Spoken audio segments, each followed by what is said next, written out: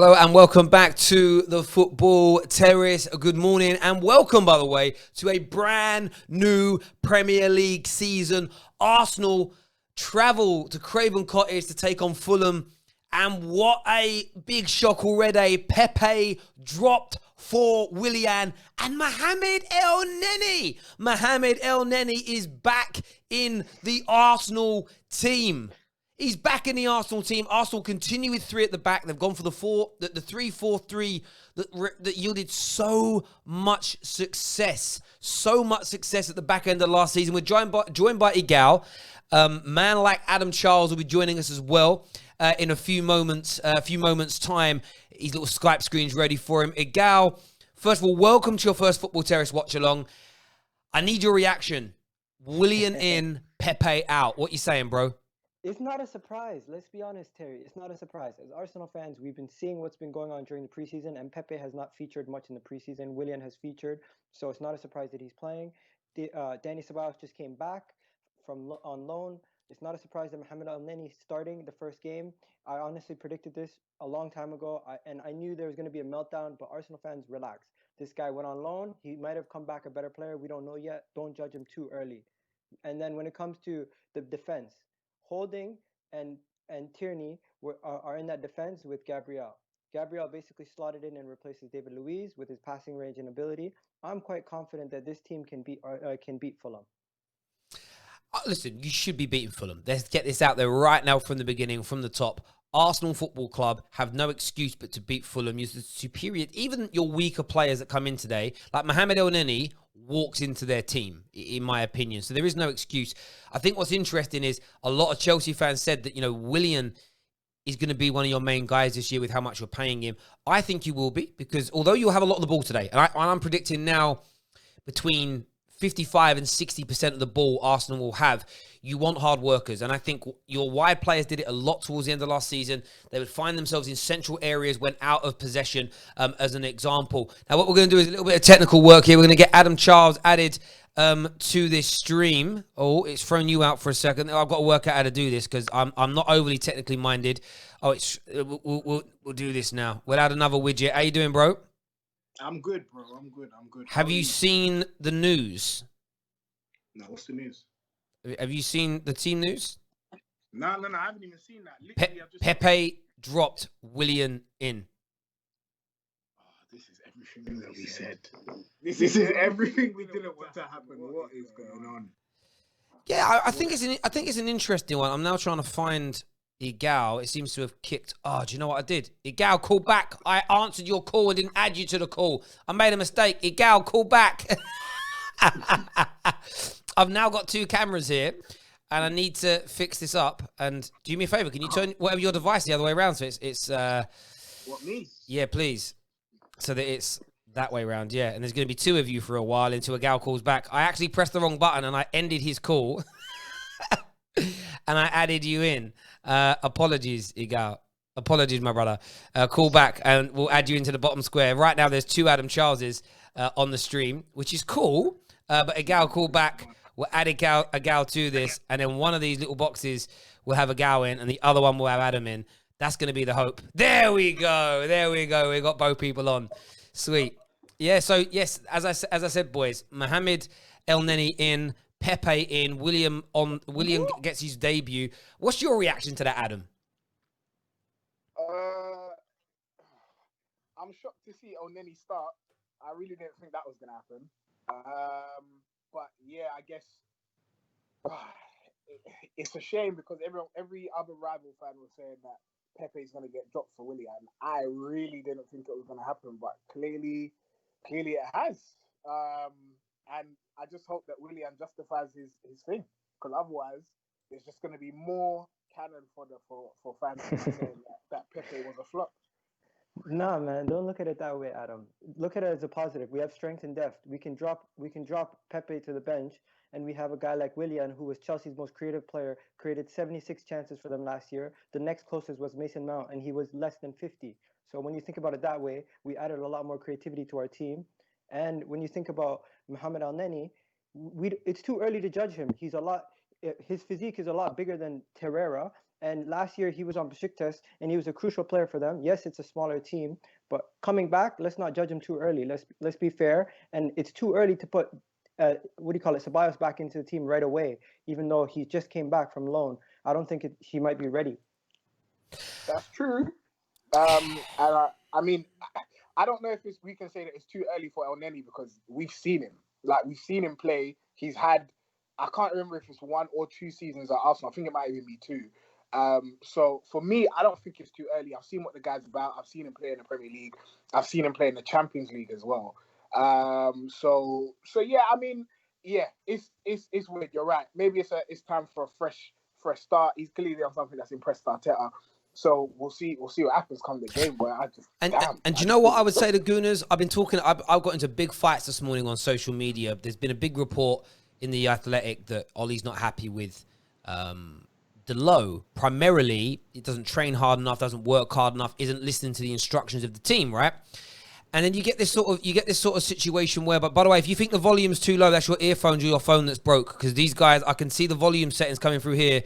It's all good. Maybe the guys can talk a little louder, but I've got it maxed out. So if your earphones are broke, you know, like iPhone earphones get mashed up and twisted, you need to go buy some new ones, peeps. And I was round with people saying, well, you know what? We don't see training. So if Ollie says the training application isn't good enough from a player, all we can do is put faith in them. And the irony in what Man United fans are kicking off about is you've got players like Pogba and Martial that spoke about how amazing the training is under Ollie, and it's about application. So maybe Mohamed El Neni has come in and he's just blown Arteta away. And if you're a fan of Arteta, if you support what he's doing, in the short term, give El Neni, under him, an opportunity. Oh, hello. Oh, thank you, darling. Oh. She came in to give me my thing for running that I left in the room, and then she went to walk out, and she's got this habit, my daughter. She talks to you, but she walks away looking, and she just walks into the wall. You know, like you've been here, Adam. You know, like the little door frame. And then she go out. Yeah. I don't want to laugh at my daughter, but that's funny. Yeah, no, so you've got to trust El Neni on that. I think the Willian thing, as I was saying just before you called in, Adam, the Willian thing's important to me. The Willian thing is, the way I look at the Willian situation is very, very easy. He is going to work hard. You are going to play elements of pragmatic football. You'll dominate the ball today. You'll be the aggressor. But there'll be moments in this game, if you're 2-0 up, where you're going to need your wide players to bed into that middle, nullify the opponents if they're trying to attack you. And Willian works harder than Pepe. I think that's a fair assessment. Fair. Yeah. I'm not mad at that, man. I'm not mad. For me, you know, I hear what Igal was saying, that, you know, he's a creative player and he was Chelsea's most creative player and we've got strength in depth now, blah, blah, blah. I get it. But in that sense, I want to see them all start in the same team. And it's a shame that Pepe, whose best performance I've seen in an Arsenal shirt, came in the FA Cup final. And I want to see him kind of continue that form because it wasn't really that long ago. So I want to see him pick up a bit more momentum. And if Willian, who is as creative as we're saying he is, can feed him those balls, I think he can thrive. But yeah, you know what? It's true. Let's just see what happens in this game because Our biggest weakness is the midfield, and the formation that we're playing today masks that midfield. It makes them hardworking, and it doesn't ask too much creativity from them. It just asks them to keep the ball ticking over. And to me, that is the perfect role for a Mohamed El Neni and a Xhaka. You don't ask them to be a number 10/8. I agree. I think the midfield you've got, who you're you've got El Neni and Xhaka in the middle. I mean, it's uninspiring. It really is. You know, it's like, imagine I invite you boys around for dinner and I'm telling you it's going to be X, going to be Y, going to be Z. You turn up and there's just plain chicken and plain veg with no dressing. That's that midfield. However, it's good for you. Do you get what I'm saying, right? It's healthy still, but there's no like panaz to it. And that's what I'd say about Arsenal today. It's a very, very, very efficient looking team. And the Williams and Aubameyangs are going to drop into central positions to help out at times. Lacazette will also drop. The one thing I would say, I was impressed with Lacazette. He's very good at the hold-up play. And that's what we'll be there to do today. The ball come into him, hold that up, try and feed it into the Williams. And I'm going to put a little prediction in. Williams going to score today as well, by the way. William will score today. And I think Adam, you were in the Fan Park Live studio with me for years, where I was like, why were these Chelsea fans always on Willian's back? He'd have a game where he'd create 5 chances, he'd score the goals, and then it was always if Hazard dropped to normal Hazard performance where he was average, suddenly it was like, yeah, but Willian was the bad guy. These people are shook. Yeah. And I think Willian's going to ball for you guys, man. Seriously, he's going to ball for you guys. I hope so. And like you say, I think for maybe two seasons we were in that studio, Chelsea fans always onto Willian every single game, saying that he's not good enough, saying that we don't watch Chelsea, we don't understand. But these times we're watching every single Chelsea game, so of course we were watching. But yeah, I just hope that he doesn't make our fan base turn on him, because you know Arsenal fans, man. Arsenal fans already. They're gonna already kick off. They're kicking off on Twitter right now. They're saying, how the hell is Emi Martinez not in the team? He's already being sold. People are kicking off on Twitter. If you go right now on Twitter, you're going to see everyone saying, where's Emi? Where's Emi? And you know what? Arsenal, you're letting us down. You're letting us down. Emi Martinez, it should be on merit. You shouldn't just pick Leno because he's healthy. The Martinez thing, I think, is really unfair. Oi, Charles, there he is. Bro, Okay. You know what? That both of you actually look like, other than the badge on your top, Igal. I see purple and dark blue, and I just think Tottenham. I just think Tottenham. It just looks Tottenham, bruv. Yeah. Did you just see me change? Yeah. Yeah. We saw we saw them nipples, bruv. Them nipples were out, brother. They were there. By the way, thank you to Mr. Momi, who has become a gold member of the Football Terrace. Thank you so much. If you want to sign up and become a member, hit the join button right now. Martinez should be starting for me. He was one of the players of the post-lockdown end of the Premier League. He was one of the players of that. You guys wouldn't have done what you did. As good as all your systems were, in every game, he pulled off worldy performances, worldy saves. He was so good. I think him not being... Yeah. Is he on the bench today or out the squad altogether? He's out the squad. Wow. I can't believe you haven't gone around and gone, do you know what? I would have broke the bank to keep him, because he's better than Leno. Legit. Better than Leno. I've seen a statistic that he has collected... In that time that he played, he collected more. He came out and collected more balls from crosses and kicks into the box than Kepa has his whole time at Chelsea. Crazy. Sorry, I was reading the message. Yeah, I'm just looking at social media. It is absolutely kicking off like something chronic here right now. Comment here says, Leno was amazing before lockdown. He was, but Martinez was next level for me. Martinez was next. The saves. Why though? Yeah, but do you know what it was? He didn't make mistakes. He looked assured. He pulled off saves. He was pulling off David De Gea saves. And what I mean by the David De Gea saves are, the opponent starts celebrating and you go, oh, we've conceded. And he was saving them. And he did it every game. And that, for me, deserves, maybe not even the starting lineup. That deserves a nice new contract. And the man was crying when he won you the FA Cup, bruv. Crying. That's how much it meant to him. And then you're just like, yeah, go. Man's going to end up at Villa, bruv. Villa, that's such an insult. Like, honestly, if we didn't... He wants first team football. Bruv. No, the problem is... Chelsea should have bought him. Chelsea should have bought him. The problem is the age bracket. Leno and Martinez are the same age, and Arsenal have a situation where they're trying to raise funds to bring in players. And if we're going to sell players to bring in players, we don't have a lot of value in our players. So Leno, we can't sell Leno and keep Martinez as a business move. It would not make sense. The more logical thing to do is to sell Emi Martinez, even though I love the guy and I'm happy for what he did at the end of the season. It makes sense for the club, not for fans. Yeah, I think so. I still think you need that backup goalkeeper. I think it would have been great competition for Leno, as an example. But we'll see. This is, you know how football works. There is a reactionary element to it. If Leno makes a mistake today that's costly, the knives are out. You know what's going to happen. Knives are out. If El Neni drops a disaster class, knives are out. If what I hope happens and like Gabriel messes up and you can see the goal, knives are out. This is the modern day. Actually, no, it's not the modern day game. We're just seeing it now because social media is so prevalent. That was, I don't know what it was like in Canada at school. You probably didn't get it. But at school in London, and I know that Adam got this, and you got it a lot more when you're in London than you do in regional parts of the country because everyone supports so many different teams. you could win 10 games on the bounce. You draw a game and you go to school and everyone's like, you lost. That's life, bruv. And social, social media has come out of London. London owns the social media element of football, in my opinion. It dominates it. The southeast owns it. Southeast owns it.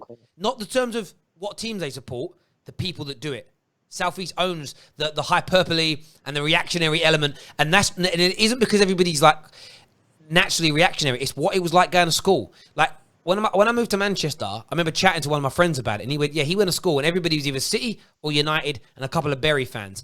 He said so there weren't City fans never bantered them because City were always trash at that point, and then it was just United fans moaning about or praising how good they were. When you went to school in London, and there was Arsenal, Tottenham, West Ham, Palace, Millwall, Orient, United, Tottenham.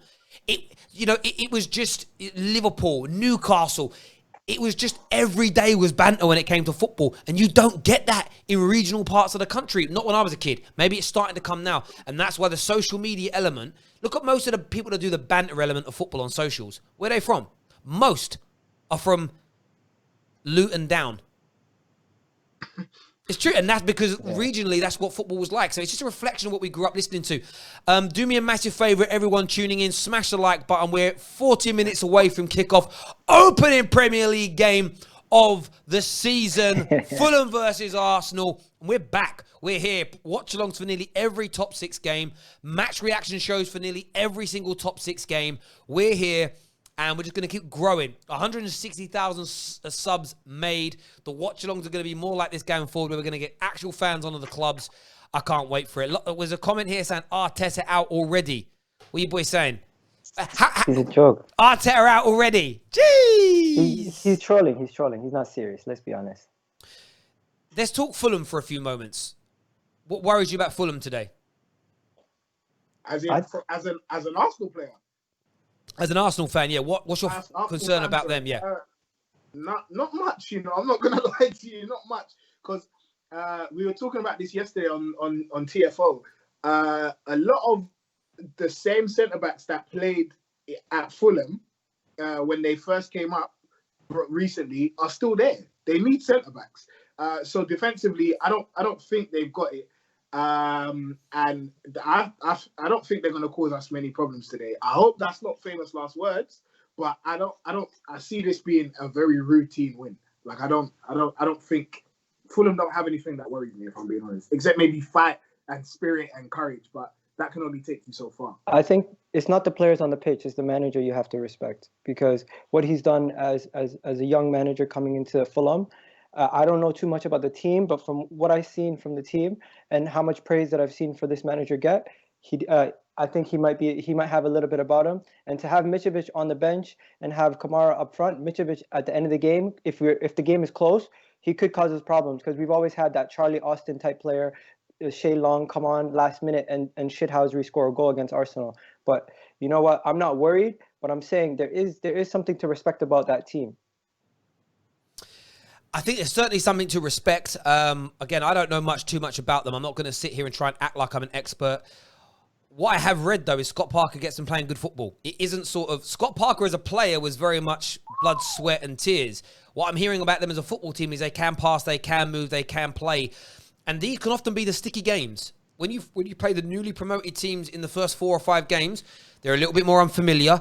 They've also got that bounce effect because they've just been promoted. They've also got that little bit of arrogance about them as well, to say that they've been used to being the best team in their league. So they sometimes come in with more confidence in the opening game. Like playing Fulham maybe 10 games in could be easier than playing them on the opening weekend as an example. So I'm interested. I'm intrigued to see how Fulham play. As I say, I never pretend to be a connoisseur of these things. By the way, everyone tuning in, please hit that like and share button for us. Please support the Football Terrace. 1,100 people tuning in today. That's amazing. We'd love to try and get to 2,500 concurrent viewers. The reason is that's the most we ever did was 2,400 concurrent viewers for a watch-along. We want to be breaking records today. If you all share this on your social media platforms, if you all like the stream right now and just hit that like button, we are going to trend, baby. 1,000 likes in a few seconds, and trust me, we're trending. Let's do this right now. Support the independent YouTubers out there. Big game of football ahead. Get your predictions in, though. I want to hear what you're all saying. Mohammed O here says, lol, £72 million and benched again. Do you think could be damaging for Pepe to be benched for Willian after, he had an average first season? Could it be damaging, Adam? I don't think so. For him, it's not going to be damaging because I know Arteta trusts him, and I know that there's a long season of football to be played. There's a lot of intense games, so we need a full squad. And Igal made an excellent point, and I didn't even think about it. It's good strength and depth. For me, it's just the banter effect.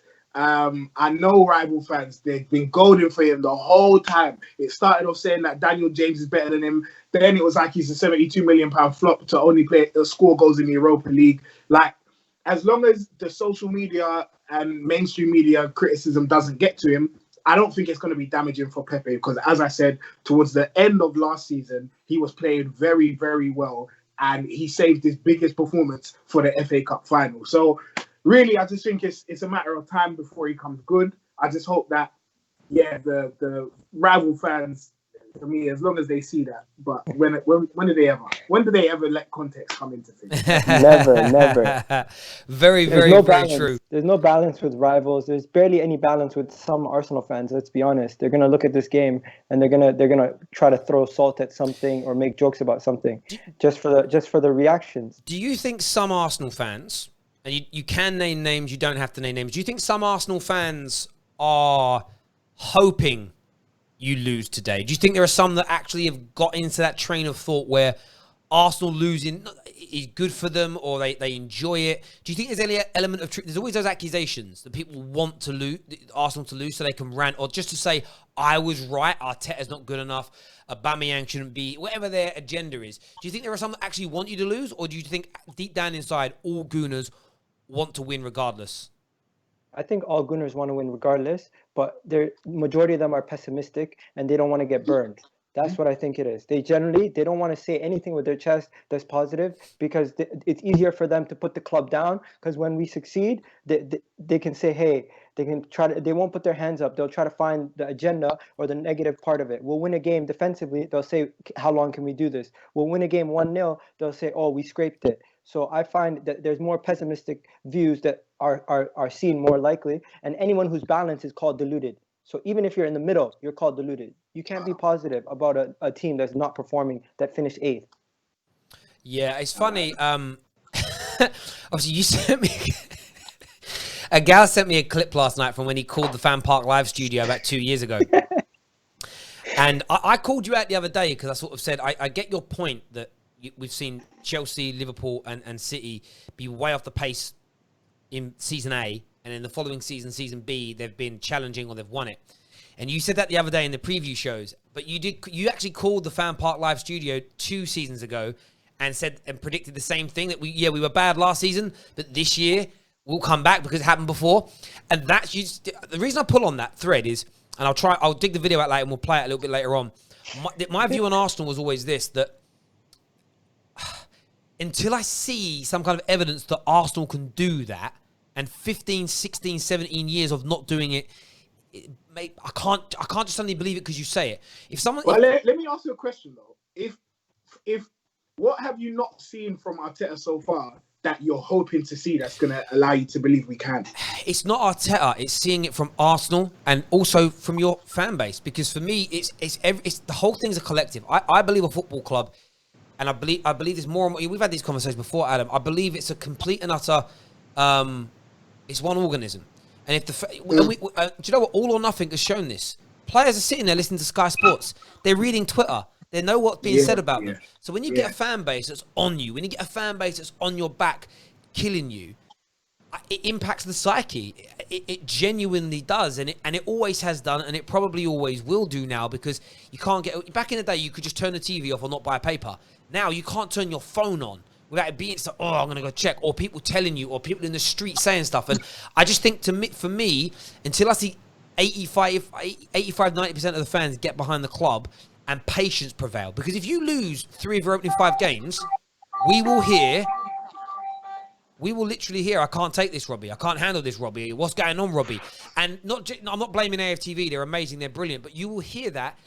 And they're just reflective. And it's, as Agal said, there's no balance anymore. You can't, like, you know, it comes from politics. It's political. You can't sit there and go, I like 3 things that Bernie Sanders says and 3 things that Trump says, because their supporters hate you anyway. You either have to believe everything or nothing. And it's a madness. Like, it's an illness, really. It really is. It's Twitter. It's Twitter, Terry. Twitter rewards you for being negative. Yeah, but Twitter is also what people think and feel. The problem is that when someone used to have a crazy thought before, they couldn't share it with no one. Now, they're like, there's a million other people that have the same crazy thought as me, and then they don't feel as crazy anymore. What you're honestly saying is you don't think that in this time there's been patience from Arsenal fans. You don't think you've seen that? The last 4 to 5 years is where we've seen social media hit the heights that it's done. And the 2 teams that have been the most successful in that period, their fan bases are pretty much unilaterally behind their club. City and Liverpool. Every other fan base, and Tottenham were for a while when they were doing good, every other fan base is divided. And yet we're the clubs that are struggling in comparison to those 2. So for me, and look, correlation doesn't even always equals causation. Another reason I'm really confident about Man United's season. First summer in 7 years where there's been no links of a player wanting to leave, no reports of unhappiness, no reports of unrest. Now, we need the fans to get on board still, but as a club, we seem to fix things. The last 7 years, it's just been every summer's been turmoil. And that then winds the fans up. Fans are not relaxed. A few bad results, we all got off our heads. Football players have admitted that the criticism they receive on social media damage their psyche. It makes it harder for them to focus. It makes it harder for them to stay, I think something about Lingard saying when you get abuse online, it doesn't help you play better. It makes you worse. So it's like all these things. Now, and they all say we want criticism. We want to be criticised. We want to be ridiculed. But there's always a difference between you didn't have a good game today, Jesse Lingard, to I hope your mum has this happened to her. Those 2 things are not the same. And I think we need to... Go on, mate. Terry, there is as many fans that criticize Aubameyang or Lacazette when they don't score a goal. There's as many fans like me who will tweet at them and say, yo, big up to you for scoring a hat trick today, or big up to you for scoring a brace, or big up to you for winning us the game today. But they won't retweet that. They'll respond to the tweets that are negative. Yeah. And that right there is another problem. You are giving these people who are giving you negative feedback an opportunity to say, yes, he retweeted me. But the people who are being positive and they're backing you 24/7 like it's a full-time job, you're not even liking their stuff. It's the same way United is, Terry. Sometimes, the comments that you get that support you and say, yeah, you're doing good things, they don't feel as weighty as the ones that say, I hope your kid does this, or I hope this happens to your wife, or whatever. It just doesn't feel the same. The negativity always seems to stick more than the positivity. And I don't know why that is. No, I hear that, bro, and I think that's where is, and I think there's a space for it. I think criticism is absolutely fair and it needs to happen on multiple levels, but there needs to be a balance to it. We've got a super chat here from Braid's Myth who says 100% confident with Martinez, but only 99% confident with Leno. You can see our backline breeds confidence from Martinez goalkeeping. Facts. That's the interesting one today. I want to speak about your backline for a moment. Before we do that, just on Igal's point, we're going to play that clip, that video from all those many, many moons ago now.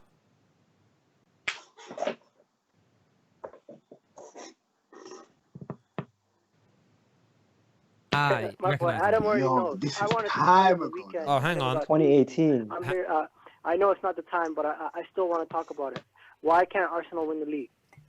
I have at least 4 to 5 points why they can win the league. Listen, I am going to allow you. I am going to allow you to do this. Come on, again. Come on. Adam's getting hyped. Okay. First, Go on. we just watched Champions League today. Liverpool's group and Spurs group is not an easy group. They're gonna have to focus to try to get through that group, especially now that Spurs have dropped so many points in the group. Am I wrong? Man United still in the Champions League, and they kind of have to focus on that because it's looking like their league hopes is not looking that good. Man City, it is. Man City themselves, they haven't been that good. Sorry. Are you on point 1 still, or are you on point 3? This is all point 1. Point 1, okay. This point 1. Number 2. Boom. Over the past couple of years, Man City won. They came the year before that they were 3rd. Chelsea won. The year before that they were 10th. Leicester won that. The year before that, they were near the bottom. Jeez. It's not a new thing that the team that was garbage a year before comes back and plays well. Now let me tell you who we're playing the next few games. We're playing Crystal Palace. We're playing Liverpool at home. We're playing Wolves Wolves. That's Wolves. I think it's Brighton. I'm not exactly sure. And then the next game we're playing Spurs, Man United. If we beat Crystal Palace, who everyone says we're supposed to beat, if we beat Watford or Wolves, whoever it is that we're supposed to beat. No, you are so dumb. You are really dumb. For real. That's 10 points right there. That's right. Even if we draw or lose to Liverpool, Yeah. we're still coming into December. We're still going to have in and around. Next thing, we have two amazing. We're going to go back to this now. I know these boys can hear it because you can't hear the playback. He just basically went on to say what he said the other day. If we win this game, if we win that game, we'll be back. It was funny to listen to it all these years later. And I was a little disrespectful as well. I think I said at the end, that's the dumbest call, Adam, we've ever had on this show. A lot of people are saying Terry had hair back then. Trust me, listen, like my hair's thinned a little bit since then, but it's mainly I shaved it off because of lockdown, and I just quite like having it now. I could grow my hair back like in that picture. The hair is still there for that. I just choose not to. But yeah, it was. And do you know what's funny? Someone just said there, you're right. The Watford game that came just after that, Watford slapped you. I think that was the night where Ty blamed the rain. And that's what I say, right? There is room for balance in all of this. There is be positive, but don't delude yourself into thinking that like you're gonna get where I'm coming from. That's all my view is. But there we go. Listen, I'm gonna defend it like it's a full-time job. I don't care. At the end of the day, someone needs to do it. If no one's gonna do it, the whole fan base can be pessimistic. I'm always gonna be myself. And that's who I am. So if you don't like it, I'm sorry. I'm gonna be myself. And I genuinely think I'm balanced. If you think I'm deluded, you think I'm deluded. It's up to you. And bro, I like that. That's one thing I like about you is that you take the banter well, because we do banter you a lot. But I think we banter you because you're saying it about a team that none of us have any faith in. So if Arsenal, like you know with Chelsea, I think it's hard to completely write Chelsea off because we know that Chelsea have they've bounced back a few times before. They've won leagues in recent years, so you can kind of understand people's being confident around them. When it comes to like Arsenal, it's like, yeah, you've won some FA Cups, but you've never quite done it in the league. Rare. But there we go. Somebody Terry. But what I don't like, bro, let me just say, even when Arsenal fans try to bring context, other people will say that we're. So you remember when Emery was in and we went on 22 games unbeaten, I think it was. People were talking about us for the league, and I don't know many Arsenal fans that were backing that or supporting that statement. And Terry, you should remember, I was always saying, let's chill. I've not seen enough to say that we're going to win the league. And then look, but then because there was all that hype around it, because everyone started saying those types of things, Arsenal fans get lumped in with that, saying, "Oh yeah, Arsenal fans are always getting gas saying they're going to win the league." We didn't say that. No, I hear that. I do get that element, bro. And that element of what you say is right. I remember I had a lot of Arsenal fans that used to watch my show, and then you remember when your 20-game unbeaten run happened with Unai Emery. And I kind of told them all to calm down and not get ahead of themselves. And the amount of hate I got for that. You're a hater. You don't understand football. Rare. I got pure attack for that. And all I was trying to say at the time, and I stand by what I said, is like, you're getting ahead of yourselves too much because you don't have a track record of turning things around. So be positive about the run, but be balanced with it, you know? And I think that they're the elements that I think are really, really important as an Arsenal football club to do. And same as here. Like, if you win today 3-0, still slow down. Like, genuinely slow down still. Because the quicker you build yourself without a solid foundation behind you, that's when it all falls down, you know? And that's where the anger comes from because of those expectations. We had another super chat that came through. By the way, if you want to get your comments read out as a guarantee, please do your super chats. Members, we will try to prioritize as well. Noah here says, big up from New York, Terry. Keep up the great work. Hello, Noah in New York. Winter Surfer says, negativity spreads faster than positivity. That's true. That is very, very true. There's no doubt about that. Very curious to see how Gabriel performs today. On that, what are your expectations for Gabriel? I mean, do you have any expectations? Are you just excited to see him? What are you thinking? Yeah, Adam, I'll jump on this first. I generally think it makes sense. David Luiz coming out the side, Gabriel coming in. I think the reason why we did that is because of Gabriel's passing ability and his ability to pass over the top is I'm not saying it's as good as David Luiz, but he does match that level of passing range and ability. So I think it makes sense having him in the middle of the defense, and he's not going to be as exposed because of the pace that he has. He's a little bit faster than David Luiz, so he won't be on that he won't be that last ditch tackle every time. He'll be able to get in front of the defender and clearly be able to defend that. And I'm happy that we're playing a back three still, because he won't be by himself. He'll have two people who have already played in the FA Cup final, in the Community Shield, in Rob Holding and Tierney. And I'm quite positive going into this game. Yeah, how about him? He's playing that central role as well. Tierney's next to him on the left. Holding in that side as well. Question, where is David Luiz? Injured? He's injured. Oh, he's injured. Yeah. Okay. So would you expect David Luiz to come in for Holden? And if so, when and how are you going to integrate integrate Ceballos? Just moving forward, what's your thoughts on that, Adam? Ceballos or Saliba? Sorry, so I keep getting it in my head. That's my dyslexic brain getting it mixed up. So where does Saliba fit into that back line, and where does David Luiz come back when he's fit? I think long term, the plan is to play a back four with the two central midfielders being Saliba and Gabriel.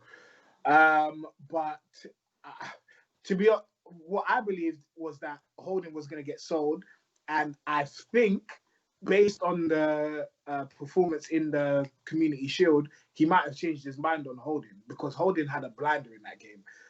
So I don't know if now he's going to fit in, but if I'm honest, I don't really expect Saliba to be playing a crazy amount of games anyway. I'd rather he didn't, because that way he can take his time and really just get to grips with the Premier League or with English football. So for long term, I don't mind this, because it means that Gabriel gets a bit of experience, and when Saliba eventually does come in, he can talk to him, give him a couple of pointers and ideas as they're playing together.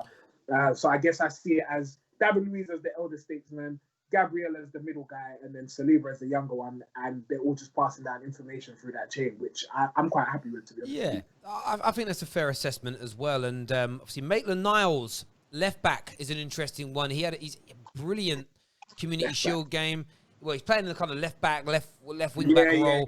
I remember watching his debut in the Europa League a couple of years ago, again at Fan Park Live. I still don't really understand what his actual position is. He doesn't know. I think he's the one. I don't worry about it. I don't lose any sleep over it. But it feels like he could end up being a bit of and I mean this as a compliment, a bit of a John O'Shea, where we could end up playing Milner. James Milner, a more modern day example of that. Are you He was getting a lot of stick last year. For not being good enough. He's dropped a couple of good performances, and the club seems to now want to keep him. Do you think that could be a little bit reactionary from Arsenal? And he's had two or three good games in the purple patch over actually being good enough to be in an Arsenal starting lineup to progress? Or do you have faith in Maitland-Niles, Agal?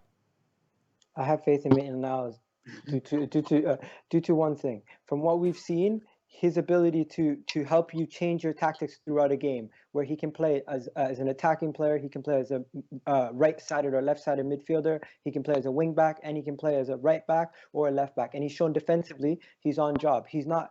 If you look at his statistics, when you look at those, you can see defensively he's up there with the top right-backs and wing-backs in the league defensively. And attacking-wise, he gives you more of an outlet on that wing than Bellerin.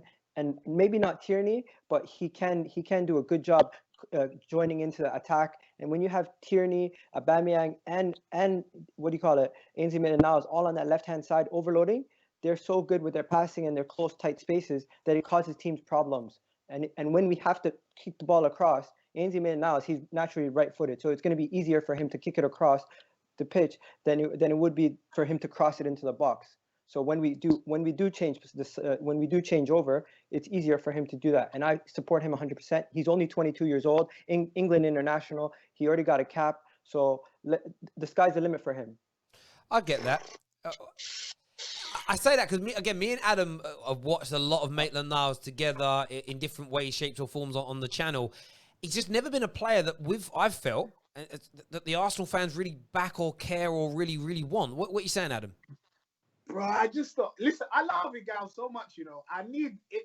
If you give me a tenth of this guy's positivity, I'll go so far in life. I just don't know. Like Maitland-Niles, I look at him, I'm like, I still don't get what you are. He's a bit like a Swiss Army knife. And if you're gonna have a strong squad, you need people that can fill in different positions and do different roles to a high level. And I think he's good at that. I think he doesn't necessarily have a specialism. I'm hearing he's a central midfielder, but then people are telling me that he's a better right back. Now I'm seeing him play at left back, but he still comes into the middle.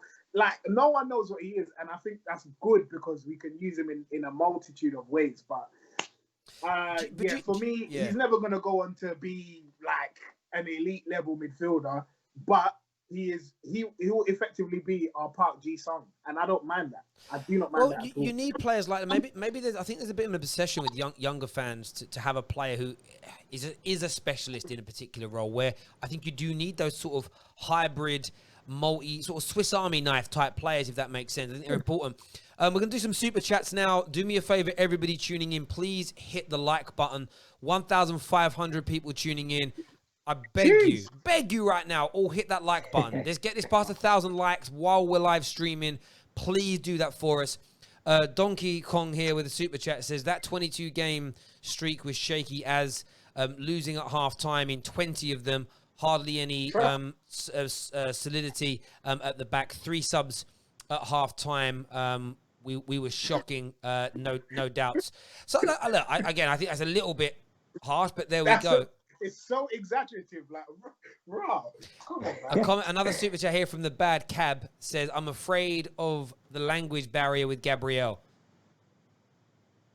Fair enough, but he's Brazilian, and so is David Luiz. But, in truth, football's a language in itself. They're going to understand each other. Like, it'll be fine. I tell you this as a centre back, you know that push up. Like, if Tierney turns around and says push up or go to your right, he isn't going to look back and go, "What is he saying? Is he asking for a sandwich?"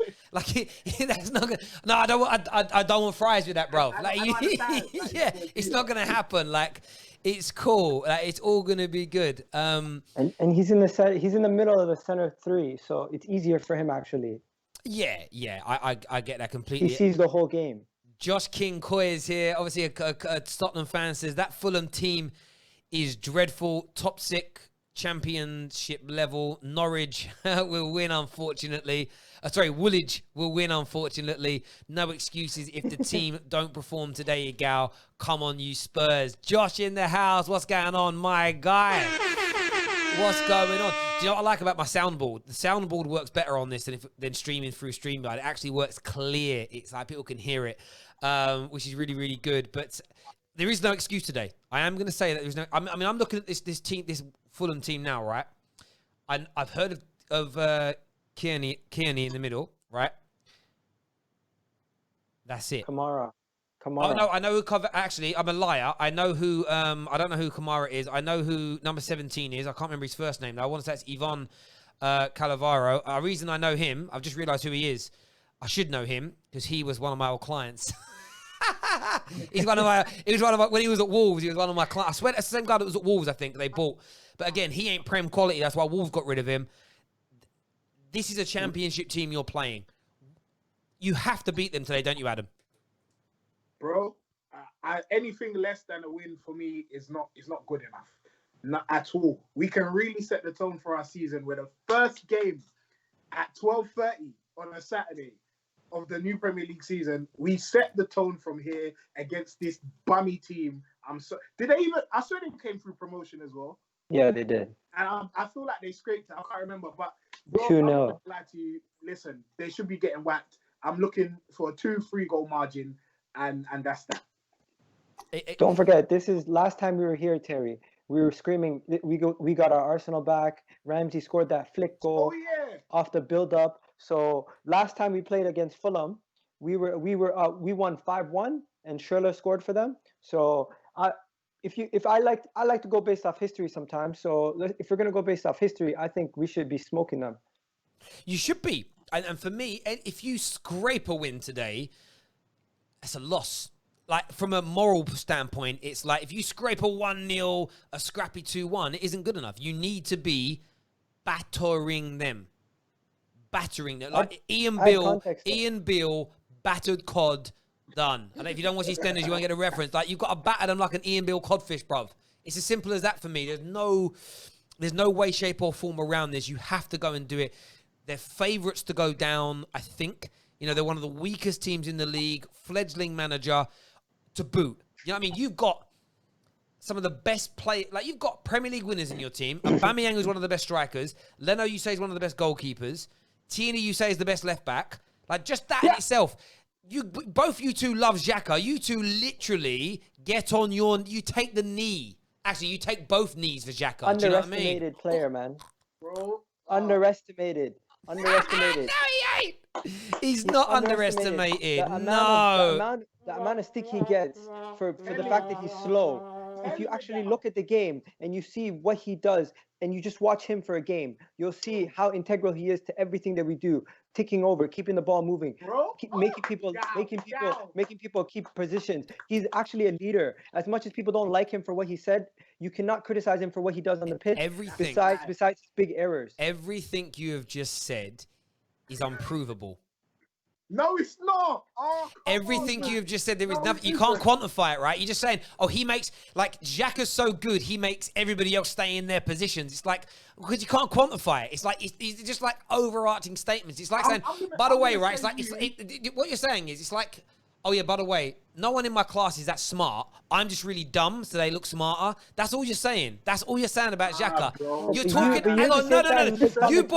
You boys slag off Liverpool for saying those things about Jordan Henderson, and you're like, well, what does he actually do? What does he actually do? Jokers. I can tell you what he does. Go on, tell me what he does. He dictates play. He is our deep line playmaker.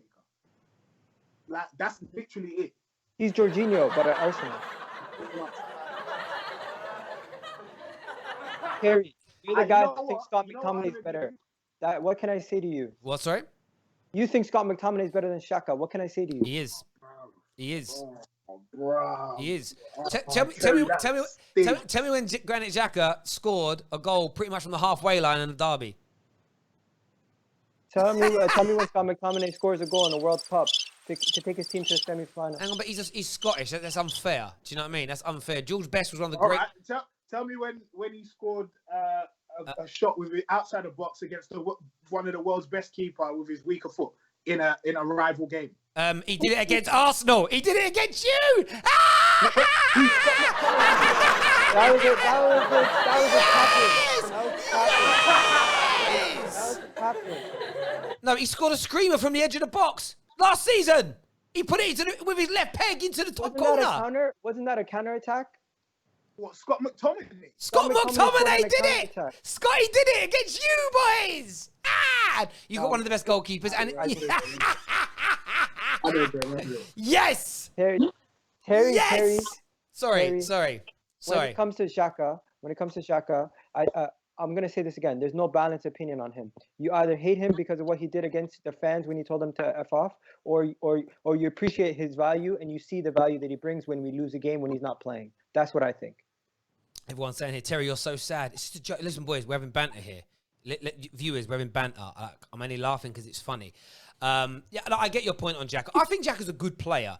I think what you're doing, bruv, is you're like you're doing, I called out those Chelsea YouTubers recently who, like, let's just say the fullback keeps getting caught out of position. They try and nuance it. They're sort of like, well, he's being caught out of position, you see, because what Lampard's doing, it's called the overflux capacitator central midfield DeLorean style. And what it's meant to do is you're allowing your opponents into a full sense of security. You are making them think that you are leaving the air exposed, so they start to push more players into it. And then what you do at the last moment is that you change things up. What we do, we pat our heads and rub our stomachs, and then everybody changes the approach, and we fill that area, and we win the ball back, and we counter, and we score. We're basically just... That's all it is. No, it's nuance. It's bollocks. Yeah, the fullback's out of position. That's it. I hear what you're saying. But we're not overstating Xhaka's importance to the team. Terry, we're looking at 4 different managers now. Arsene Wenger, Unai Emery, Freddie Ljungberg, if you're going to include him, and Arteta, who have put Xhaka down as one of the linchpins of the team. If I'm not going to lie to you, he's probably first name on the team, or second name besides Aubameyang on the team sheet. That's 4 different managers, bro. I get that, bro, and I do get that. We did the same thing with Herrera, and he weren't good enough. If and when you sign Thomas Partey, is Xhaka still playing? 100%. Yes. Then we can finally change the formation and have 3 in the midfield. Right now, we cannot physically have 3 people in the midfield because none of them bring the creativity. We need the creativity to come from the wing backs and have a back 3. If Xhaka is still at Arsenal if you sign your targets and he's still at Arsenal in 18 months' time, I'll change my opinion. Fair.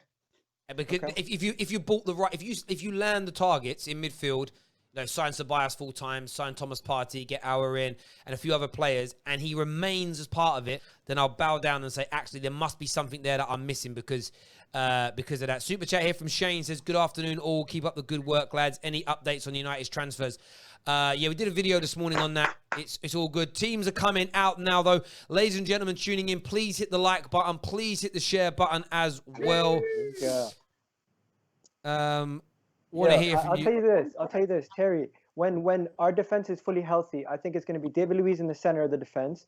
If you ever looked at Saliba, his heat map, I was looking at it. He's always on that right hand side. So I think, and he's played as a right back also. So I think he's going to be on that right hand side of a back 3, and you're going to have Gabriel playing on the left hand side of the back 3. So the back 3 will be David Luiz, Gabriel, and Saliba once everybody's healthy. I genuinely believe that. No, I hear that, bro. I do hear that. It's going to be an interesting. I think with a lot of our clubs that are signing multiple players, 2, 3, 4 new players coming in, there is that. It actually is weird seeing Willian in an Arsenal kit. It's so strange. But I felt that when I saw Olivier Giroud in a Chelsea kit. It's almost like, well, that's very, very, very. When you see a new player that's new to the Prem, it doesn't feel weird at all. But when they switch clubs, but I think with Arsenal, the same as Chelsea, even if United bring in Reguilon and Sancho. I think what's exciting about when you've bought 3 or 4 players is where are you all going to play? How's everybody going to line up as an example? Man, it's going to be an interesting one. But here we go. David here says, ask Igal why his best midfielder is on the bench. Who? Dani Ceballos, because he just came back from loan. He just came back from loan. You can't expect him to come right into the team after coming back into the team literally like 2 weeks ago. And then he's been playing all the preseason games, and Arteta likes what he sees. So I think I trust Arteta over anybody else right now. Let me also ask. The other day when we were doing that show, someone said that Ceballos has been inconsistent. But the guy was injured for a very, very long... It's like, I don't get... Do people not watch football? Or what? I just don't get it. No, people don't watch football. Like, Ceballos, for me, I remember going, where is he? And then realising he was injured. I think he did okay when he played the game. It's the problem with other midfielders now is people only want goals and assists. They don't look at anything else. Now, with Xhaka... That isn't what I criticise him for. You never hear me say, what does he score, what does he do? I know I meant that score from the halfway line thing. I was being pedantic. For me, it's, did he dictate plays? Does he win? The biggest problem with Xhaka is the amount of fouls he gives away. And that was my biggest criticism of Ander Herrera. Ander Herrera used to give away so many stupid fouls in and around the box. When he didn't need to in the middle, he used to, we'd have opportunities to maybe win the ball back. He'd press well. The player would put a pass into like an area where we could win it back, but he'd always follow through and knock the guy down. It's like, oh, you've ruined the press because you were too like. That's the one thing with Xhaka that winds me up. He gives away too many fouls. I think he committed more fouls last year than any other Arsenal player, and that's where I would personally want to see Granit Xhaka improve as a football player. Is just less fouls. But looking at this team now, I literally know 2 players, Tom Kearney and Ivan Cavallero, who is. He might score after I say this, but he, for me, is a bit of a... What kind of player I think make of him? He's the kind of guy, if he gets an open goal today, he'll miss. He's that kind of guy. He'll be there and he'll shuffle his feet and miss. Sterling, basically. Well, could that be Xhaka getting a foul every time, getting a yellow card every time? Could that be part of the Man City tactic that they use over there, where it's not do tactical fouls? No, it's a good positive spin, but no, it's not tactical with Xhaka. It's just late and stupid. And then, I love this guy so much. But there is good positivity, bruv. Honestly, you should work in politics, bruv. You can spin it.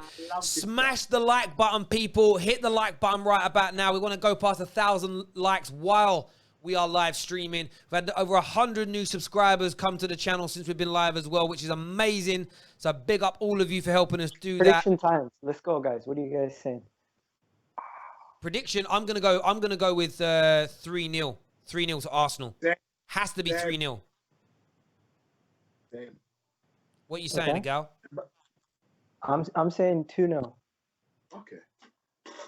I'm saying 2-0. I think that's fair. I think that's fair. I haven't seen our attack yet, but I've seen our defense play really well. So I think I can expect at least some goals and keep a clean sheet, and that's a good result for the first game.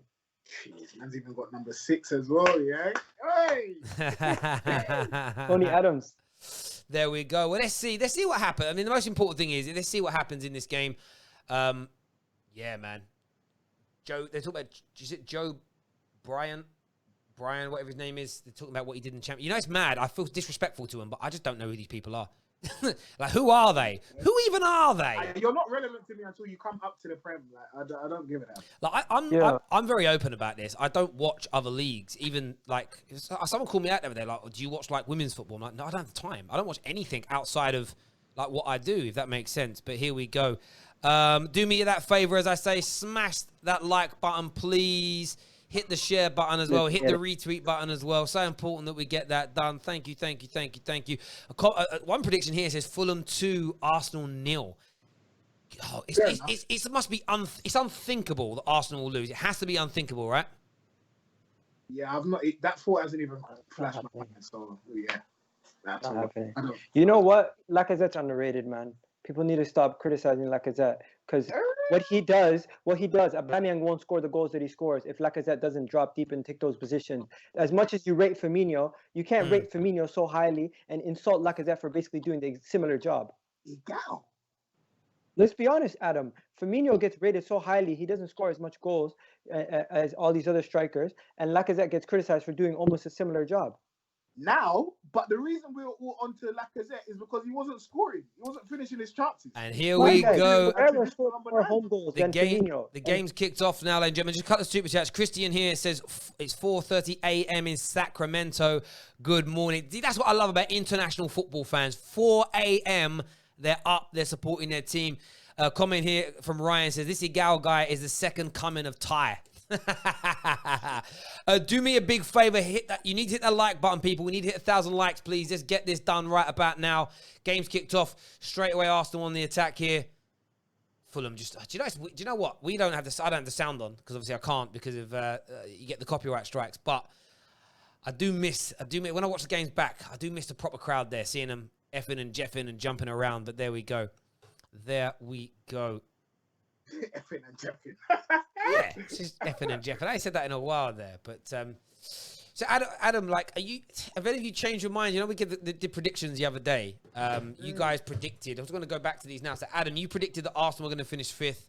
Igal, you predicted that Arsenal were going to finish 5th as well. If you win well today, are you worried that even in your own mind you might? Oh, actually, we could do better. If you win well, are you worried that you might get a bit carried away too soon? I think predictions change throughout the seasons and your expectations change throughout the season. So Leicester never expected to be a top 4 challenger, and they at the end of the season they were disappointed they didn't finish in the top 4. So I'm going to be fluid with my changes. My top 4. Oh, this could change. Gabriel, that's a penalty, not given. Oh, Gabriel, you clown! Oh, he nearly. Oh, wow, that was his first contribution. He nearly gives away a penalty. Oh, jeez. Fulham are coming for their cross. Oh, header. Woo! Damn. Did you see that, by you seen that? Oh, wow. Leno saved his bacon here. Let's watch this again. So the ball gets played back. Gabriel lets it run. He shouldn't have done. Oh, Leno just gets a hand on that. So lucky. That's not a good start for Gabriel.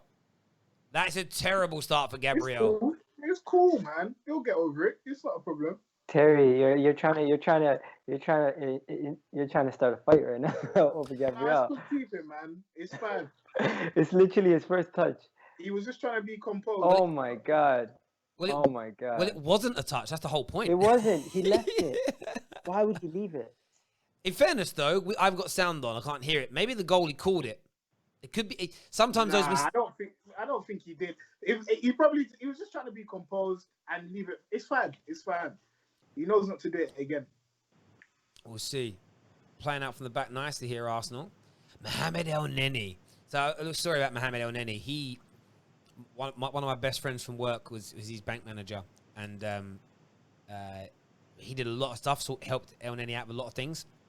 Helped him get some houses and some good investment. Did all these things for him. And El Neni turned up for a meeting at our offices at North Colonnade in Canary Wharf.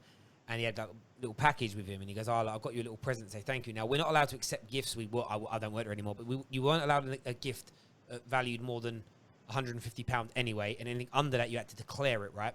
Man pulled out just because of bribery, anti-bribery, ABC regulations, anti-bribery and corruption regulations. And essentially, he pulled out, he pulled out a 12 grand watch for him because I bought that for you as a thank you.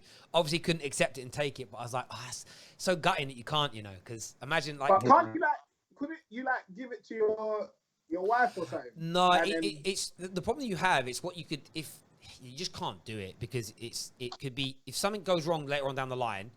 And it could be seen as, well, did you know that, say El Neni turned out to do something illegal. Now, El Neni's probably not going to, but did you ignore it because he gave you this watch? Was that watch a payment for something? What are you giving him? Are you giving him inside trading information? What are you doing for that? And you just can't do it. That's why the rules are there. And if you get found out, like you get arrested for it. It's like this deep.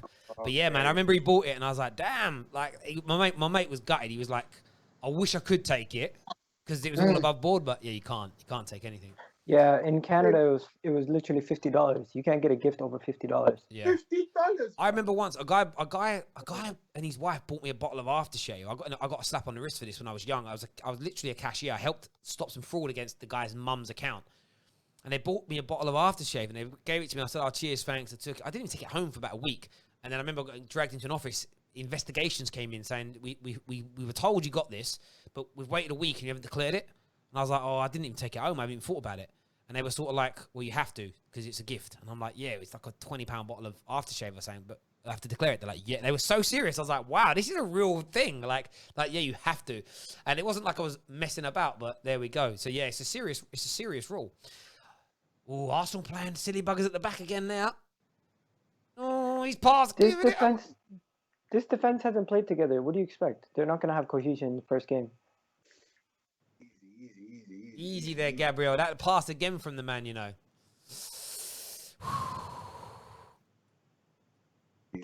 Patrick here says, not going to lie, the Arsenal kit is... Yeah, actually, this navy blue Arsenal kit is very nice.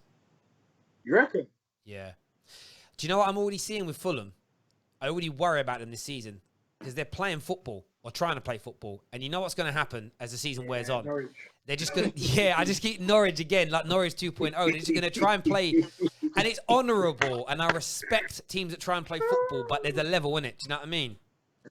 It's like, I always find it, when the likes of Norwich and Fulham try and play ball in the Prem, it's like trying to out-bluff. Like, let's just say you've got 100 grand in the bank, but you're trying to out-bluff a billionaire at a game of poker. You can't win, because the guy can afford to lose. He's probably got more in his pocket than you have in the bank, and can afford to lose. Do you get what I mean? You just don't have deep enough pockets to play that game.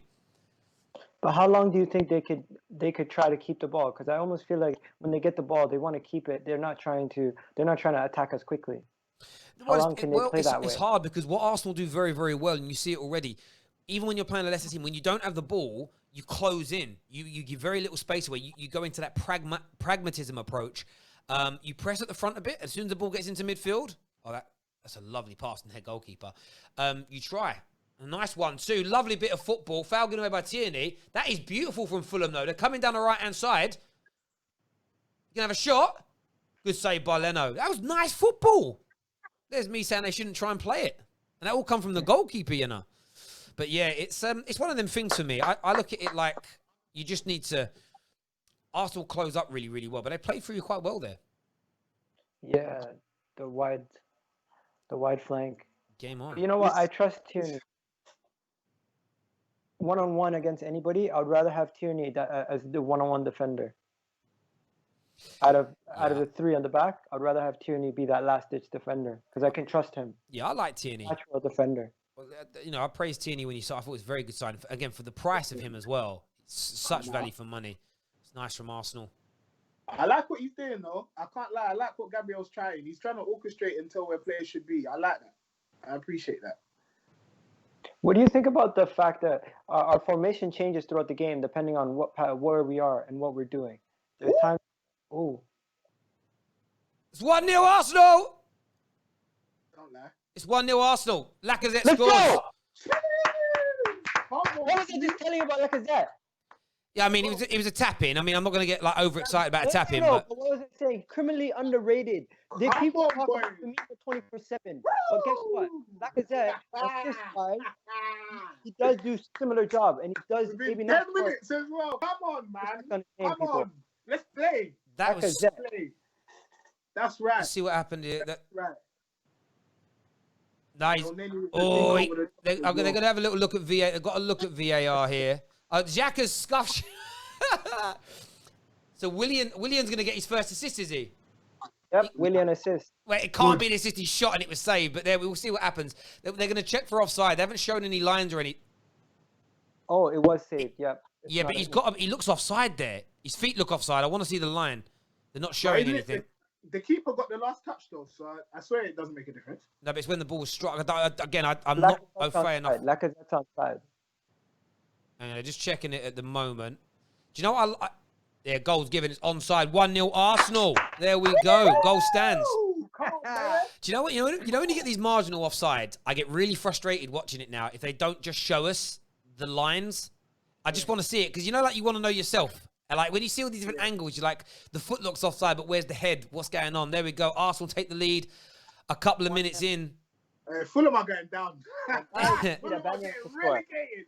That's such a scrappy goal to concede as well. We never spoke about relegation teams. I think Palace might get relegated. They haven't improved their squad. Yes, they have. No comparisons to the other teams that are in like Newcastle's, the way they've improved their squad. I think Palace might be in a problem if they lose Zaha. Fair, yeah. If they lose, yeah. You guys are a little behind me. I feel like with Palace, I don't know if losing Zaha is the end of the world. He doesn't score and create that much for him, Like, it's 4 goals. I mean, it's a lot. What they lose a bit of is a bit of the edge of your seat football. He does a few good skills. He goes on some good dribbles. But what actually happens at the end of those things? Not a lot. Yeah. Like, legit, not a lot happens. So I wouldn't be overly concerned if I'm a Palace supporter. He'd probably argue that everyone's not on his wavelength. But this season, they got Batshuayi back on loan, and we know that Benteke doesn't score. So that was one of the. Know, that was like one. They switch off, Terry. That's at the end of the season. They switch off. Yeah, but everyone knows with Zaha. I think he's such an overrated footballer because he can dribble. If he couldn't dribble, there's nothing else. You think he's overrated? Yeah, he's Theo Walcott he's a better football player than him. Just he doesn't dribble as well as him, but that doesn't mean anything. Like Zaha's the guy to me that wins knockouts. If you guys are familiar with the game knockouts, he wins knockouts, he wins headers and volleys. He's the best guy in the playground.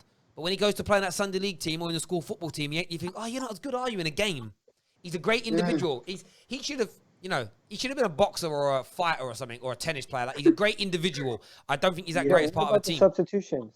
Is there 3 substitutions? Because the bench doesn't look as big as last year. 3. Yeah, 3 There's substitutions. 3? There's not 5? 3. Oh, man. I was looking forward to the 5 substitutions. They were never going to get the 5 substitutions through because you have to get 6 teams in favour of it. And I even think someone like Arsenal would have gone against it because it would have been too much of an advantage for the Chelsea's. The only teams that would have benefited really were Man United, Chelsea, Arsenal, Liverpool, City, Chelsea, Man United. They were never going to get a 16 plus votes. They were never going to get enough votes. They never were going to get enough votes for it. Well, other leagues, they've done it. Hey, he's got pace, though. Lovely. Well done. Have you noticed that when you have a centre-back with pace, there's always that little, it's like an extra get-out-of-jail-free card, isn't it? You can just... Yeah. Just nice, calm, and collective. That's what I mean. David Luiz, the reason why he was giving away a lot of penalties, because he's not as fast, and he was playing that position, last-ditch defender, every time. It's a big difference when you got someone like Saliba or Gabriel, who actually has that run of pace. The thing is, do you see that? I don't know if you watched Surigao. But that's the issue with Laka. Tierney just wanted him to either come short or go, and he didn't do either. And so he doesn't start again. He doesn't make those runs near post. Someone literally has to tell him this is where you should be. It's almost like Willian's our striker now.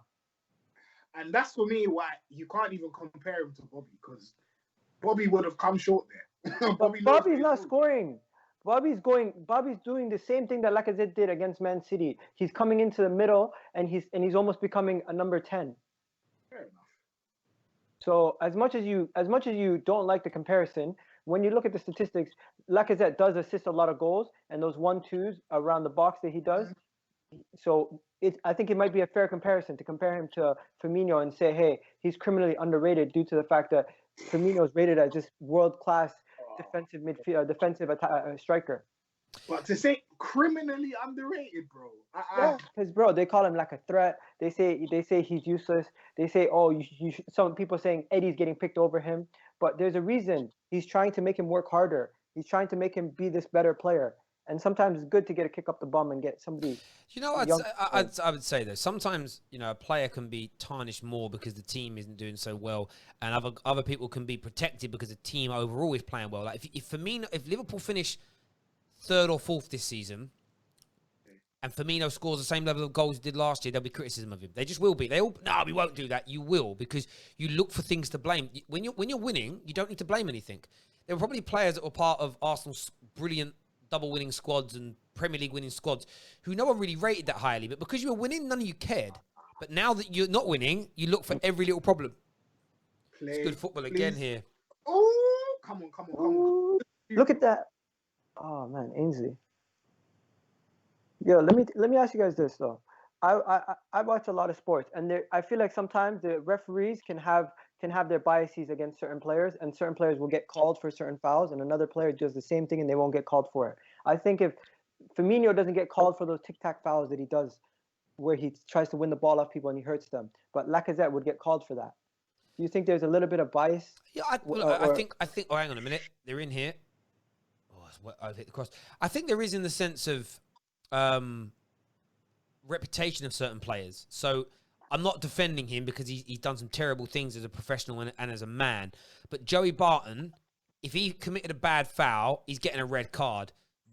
Other players can do the same foul and they'll maybe just get a yellow because they think, oh, well, you're not renowned as being. You know, we always hear, like, with, you know, Son last season when all the bad tackles Son put in. Son isn't that kind of guy. I'm like, well, yeah, but most players aren't, you know. Like, Paul Scholes is an interesting one. Everyone said he was dirty because he gave away a lot of fouls. And, you know, he never injured a player once with a foul. So it's like, well, he wasn't a dirty player. He just was late into tackles. You know, you've got other players out there. Do you know who I didn't like? I thought he was a dirty player. I want to say his name was Nigel, but De Jong, who was at City. Was it Nigel De Jong? Oh, bro, he's bad dirty. But it was, yeah, there was all that. I always looked at him, like, I always felt like he went into a tackle and he wanted to hurt the person he was tackling, right? But yet, he was sort of applauded for it. And then you get other players that are physical and they're looked at as dirty. I just always, yeah, as you say, I think there are biases, but I think it runs into fans as well. Like, Wayne Rooney was always looked at as a thug. For what I think it's because he was a Scouser and he's English. Oh, he's a thug. Like, he plays with his heart on his sleeve. You sometimes get, like, Argentinian players are always renowned for being, like, overtly aggressive. But yet, like, Argentinians have that reputation of being that way. It's just interesting. A lot of it's just bias, and of course it gets into the referees' minds. I think that's a fair point. Come on, man. You know, these referees that got done for gambling and stuff, they don't always bet on their own games. They actually bet on games based on insider information on the referees and who they like and who they prefer. So if, like, for example, in the NBA, there was a betting scandal with a referee, the reason why he was betting on games was because he knew a certain referee liked this player and he would call fouls that he would get called for. So I think that happens in the Premier League, but I'm not saying they're gambling or doing something like that, but I'm saying they might like a player and he might get away with a lot more than certain players. I don't know about all this bias stuff. I was on a live stream at some point during lockdown for like an hour and a half, where I was speaking with other Arsenal fans talking about how there's a media bias against Arsenal. I just don't think there's enough, like, evidence to prove it. Yeah. And until there is, I can't say it. And there's we get some cheeky calls and we get some that go against us as well. And there's not enough evidence either way for me to definitively say there is. And how I know what you're saying is very, very true, is the fact that all the top 6 clubs think there's a media bias against their team. That's impossible. Yeah. You know, Liverpool fans say it, United fans say it, Chelsea fans say it. Oh, the media hates us. How's that not a foul there for Maitland-Niles? That's a terrible foul. Nah. No, I think that we can't talk about. We can't talk about the media as being neutral, because when it comes to us underperforming, they're gonna criticize us for the views, and I can't knock them for that. And you can't have the second biggest global fan base in the Premier League and then not expect to be spoken about as much. And I remember the Tottenham fans when they just about 10 years ago, they just started to become a much better team under Redknapp and then onto Poch, right? A lot of Spurs fans who love the fact that we're getting more attention, but then they were like, I can't believe how much criticism we get now. I said, but that's how it works. The bigger you become, you get more praise, but there is more criticism that comes with that. And you just got to learn to accept it. Or, get out of the kitchen, bruv. Get out of the kitchen. Simple as that for me. Listen, everyone who's tuning in, hit the like button, hit the share button as well. Arsenal 1, Fulham 0. Opening 20 minutes of the game here. And in fairness, it's been pretty comfortable for Arsenal, I would say. Like, they had a few... The only moments at the back that looked hairy have been of your own doing. 54% possession for Arsenal, in the ballpark of what we predicted. Fulham, what I like, though, is they're trying to play football. However, I think once we hit about 60 minutes in this game, it's going to be... It's just the exhaustion is going to come in, and it's going to be... I'm not going to lie to you. Our pressing, though, 10 out of 10. 10 out of 10. I think it's been fantastic. We've gotten 5 goals at the back end of the season from Arteta's pressing. And Terry, I remember I came on here and you were saying it's not a tactic. You cannot say that anymore. No. Whoa! I've got to call back bullshit. No, I didn't say pressing. Luck. It's not luck. No. What I said was luck is a goalkeeper going to kick a ball and he misses the ball with his foot. Or like what Gabriel did then when he nearly led to a penalty? That would be a bit of luck for Fulham. That isn't because they're amazing at pressing. When someone makes an error like Gabriel made for you there at the beginning of the game, that's luck. Pressing people well and consistently is not. But if someone falls over, that's a bit of luck. If a goalie misses, has an easy pass. Like the goal you gave away against Tottenham? Was it Socrates? Yeah. That's luck for Tottenham. Yeah. That isn't them being brilliant. Pressing is a tactic, though. And I think that sometimes... Yes, it does lead. You can say it leads to mistakes, but then you could argue that no mistake is ever really a mistake. Almost, because you know what, that mistake my player made is because the opponents were so good. So I think there's an element of luck, there's an element of tactics, and I think there's a fine balance between the two. I think, but there we go. It goes a comment here says your pressing up front is good, but in the middle it's not that good. Well, that's because again that's a tactic. Arsenal press at the front, and then as the ball gets into the midfield areas, you then all sit back in. It's. Oh, here we go. Won the ball back on a press. Lacazette. El Nene! Oh, he misses. Xhaka! Sorry, a good shot. Oh, man. Bellerin's missing in this game so far. Xhaka, bro. Unlucky. What was he doing? Just shoot it with your left. Who? Unlucky. El Nene, he just tried to try to blast it. He tried to bring it back on his right. That dummy, though, to go around a guy was good. But... in fairness, the shot was going in. It just got blocked. Like, it sent the goalie the wrong way and everything. So, I think what he was trying to do, he put it onto his right because he think the goalie thought it was going to go over his left. Oh, it would have gone over the right, yeah. Just when you see it from that other angle, you can see he sent the goalkeeper, but defender just got there. Oh, good head. What about Bellerin? This guy's missing right now. Missing? You think? Like, he's playing. He started the whole game. He's been playing the whole time. I haven't heard his voice being mentioned once. Well, actually, I don't have the commentary on, so I don't think you've gone down the right-hand side a lot, though. That's what I mean. That's why Ainsley Maitland-Niles is more valuable, and Tierney on that left, it was going to be good. When Bellerin's taken out of the side, I think we'll have more balance on both sides attacking. When you have Tierney and Ainsley as the wing-backs. Yeah. Oh, thank you. Lacazette got fouled on that. I don't think he fouled the guy. Yeah, that's one of them ones for me. Lacazette, I think Lacazette grabbed his face because he realised what was coming. Free kick here to Fulham. 22 minutes on the clock. 1-0 to Arsenal. Make sure you're hitting the like and share buttons, please. Hey, make sure you're subscribing. As a rival, would you want us to sell Bellerin, or do you think Bellerin is good? I don't think I think he's okay. If you sell him, great. If you keep him, yeah. Depends who you buy to replace him, but I think he's a good player. That's about it. Because if we sell him, that's the money for Pate or Arwa right there. 35 mil.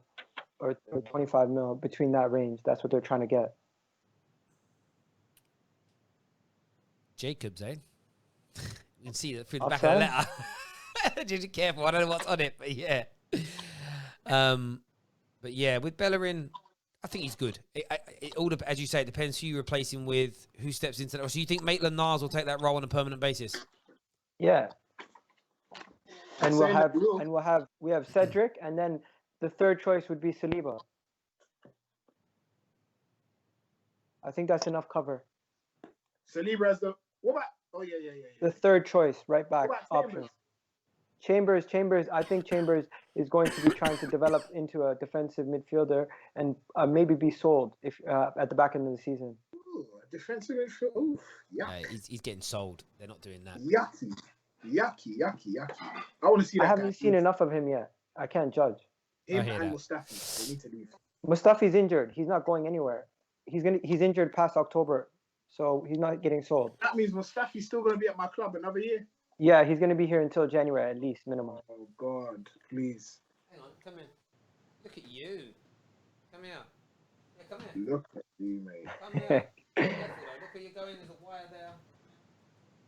Yeah, but Adam, do you get the love-hate relationship with fans and Bellerin? Say hey. I don't really get the love. I'm not going to lie to you. I think I get it because he's one of our own, and he obviously was Young Player of the Year, and he did really well when he came in first of all, and he had a wicked turn of pace. But now, I just don't see it, man. Just don't see it. It's going to take a lot of time for me to see him improve. Yeah, is that Uncle Adam? Can you see Adam? Say hello. She come in show How me. old is she, man? 2. She come in to show me a new tracksuit and her new treads. She's like, look at my trainers. Nice. Are you gonna say bye? Bye. Bye. There you go, sweetheart. Oh man, she's adorable. Mashallah. What are you standing there for? Blessings. Go on in. I'll be back. You guys keep talking. Oh man. Love it. Love it. This Gabriel boy. Yeah, guys are starting to get worried after a couple games when they see him, because you know what, people are saying I don't rate him. How do you not rate a player? You haven't seen him play. Why are people saying that they don't rate him? Oh, I swear there's people on here saying I don't rate him just the other day. Referee. That's okay. Foul. That's definite foul. Willian's taking it. Who do you think? What, a goal and an assist? There's a comment here. There's a super chat here that says, I'm a United fan, but I will miss Troops saying Artekas. I didn't know he said that, to be fair. Why is he going to miss it? Big up to him, though. Troops is leaving AFTV, innit? Yeah, where have you been, Adam? He's got a new job working for Barstool. He's got his own podcast. He's moving to New York. #1 football podcast in America right now. Bro? Oh, wow. Okay, I did not know that. Free kick here to Arsenal. This is Willian's opportunity to make his mark in an Arsenal shirt, you know. This is Willian Range. Man, like, flipping, what's his name? Robbie. Robbie's really giving people careers in that. Oh, I love that. Love to see it. Yeah, bro, it's amazing. I cannot get this thing off. You need scissors for and that. Yeah, you seen Chunks got signed to Sky Sports. Yeah, I saw that. Right. Let's just him as well. Free kick here. It's Willian. That wall seems like it's a long... You know, like sometimes a wall looks like it's more than 10 yards. This is a great opportunity here. Go on, Willian. I don't really want Arsenal to win, but I want Willian to score just to one Chelsea fan. There's a big lot of room. Willian, come on, Willian. It's a lot of space. On his debut... Oh, he hit the post. Oh, I thought it was saved. It's amazing how we see things differently. We'll see what happens there. Oh, yeah, you're behind, isn't it? He hit the post, didn't he? I think so. Another super chat here from Pav, who says, "Sup, boys?" He says, "Do you think Arsenal could be dark horses and sneak into the top 4?" Yes. Oh man. Yes. Let's just let the boys do the talking for us right now. It's too early for us to say yes or no. You're right, Egal. Definitely, yeah, was the post. Jeez. Ooh. Man, like Willie. How did he? That was a good ball.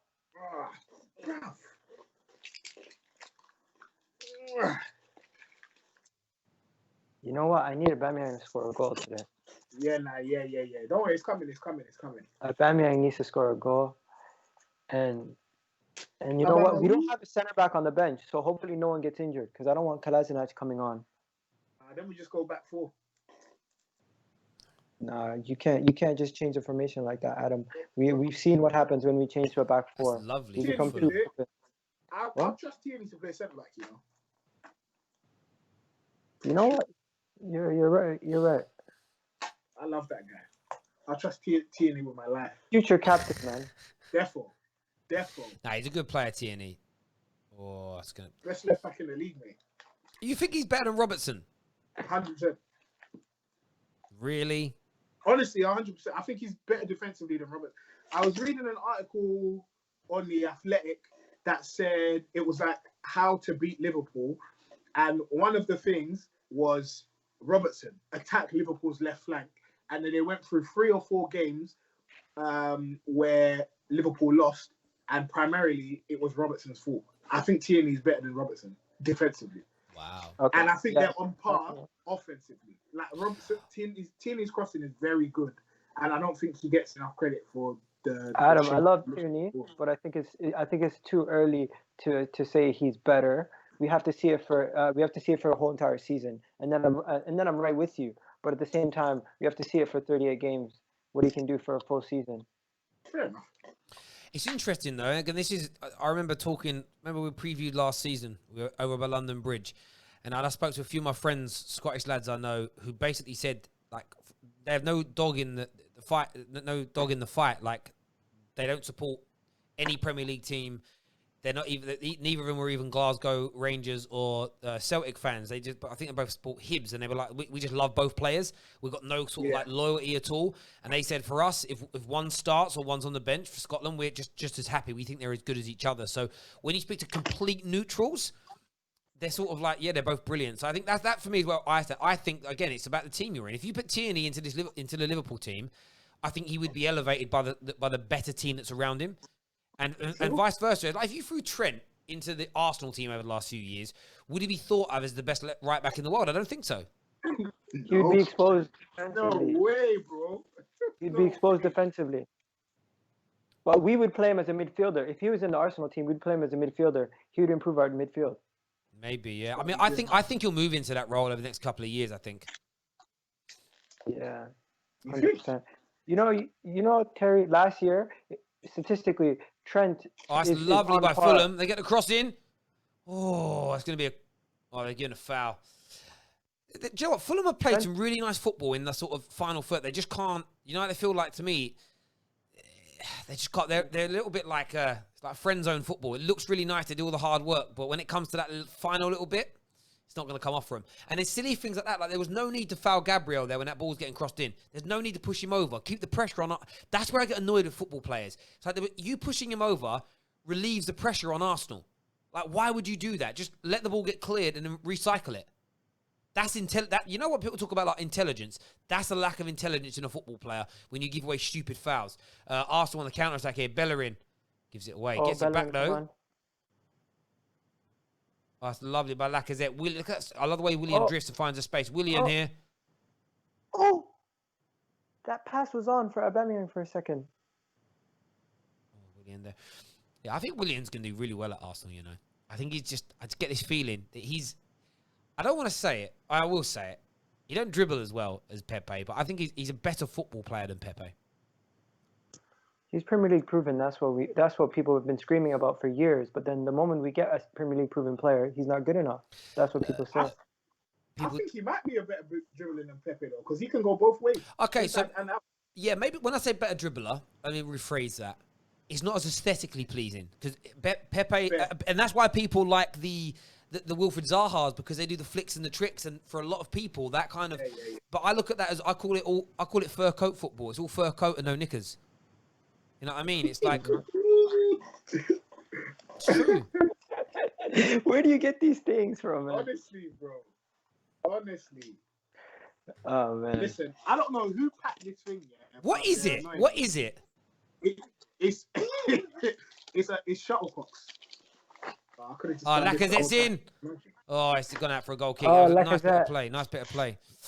Nice bit of play. Make sure you're hitting that like button, ladies and gentlemen. Daniel here, one of our members, says, having fun with the parcel, Adam. Yeah, it's true. Everyone's watching Adam going, what you need, you just need like a Stanley knife or a pair of scissors and score it. That's what you need to do. Oh, you got it. Man's got shuttlecocks, bruv. Oh, finally, BT Sport show the line. Outside. He is well on side, but all I ever want to see is that angle. And then I relax. I'm like, just show me that. First thing they should do is show you that angle. And I'm like, cool, done. The European football was killing me when it came back because they didn't show us any of the offside decisions. And I'm like, I don't trust you. Until I see it, I'm very untrusting. What do you need to see from Arsenal to change your opinion? Do you need to see it for a long time period, or can you see it in the first 5 games? Oh, lovely here. Lacazette's been played in. Williams free in the middle. Squares it. Oh, well cleared in the end. Well cleared. Very close there from Arsenal for getting a second goal. It was offside anyway. Sean Massey gave it offside.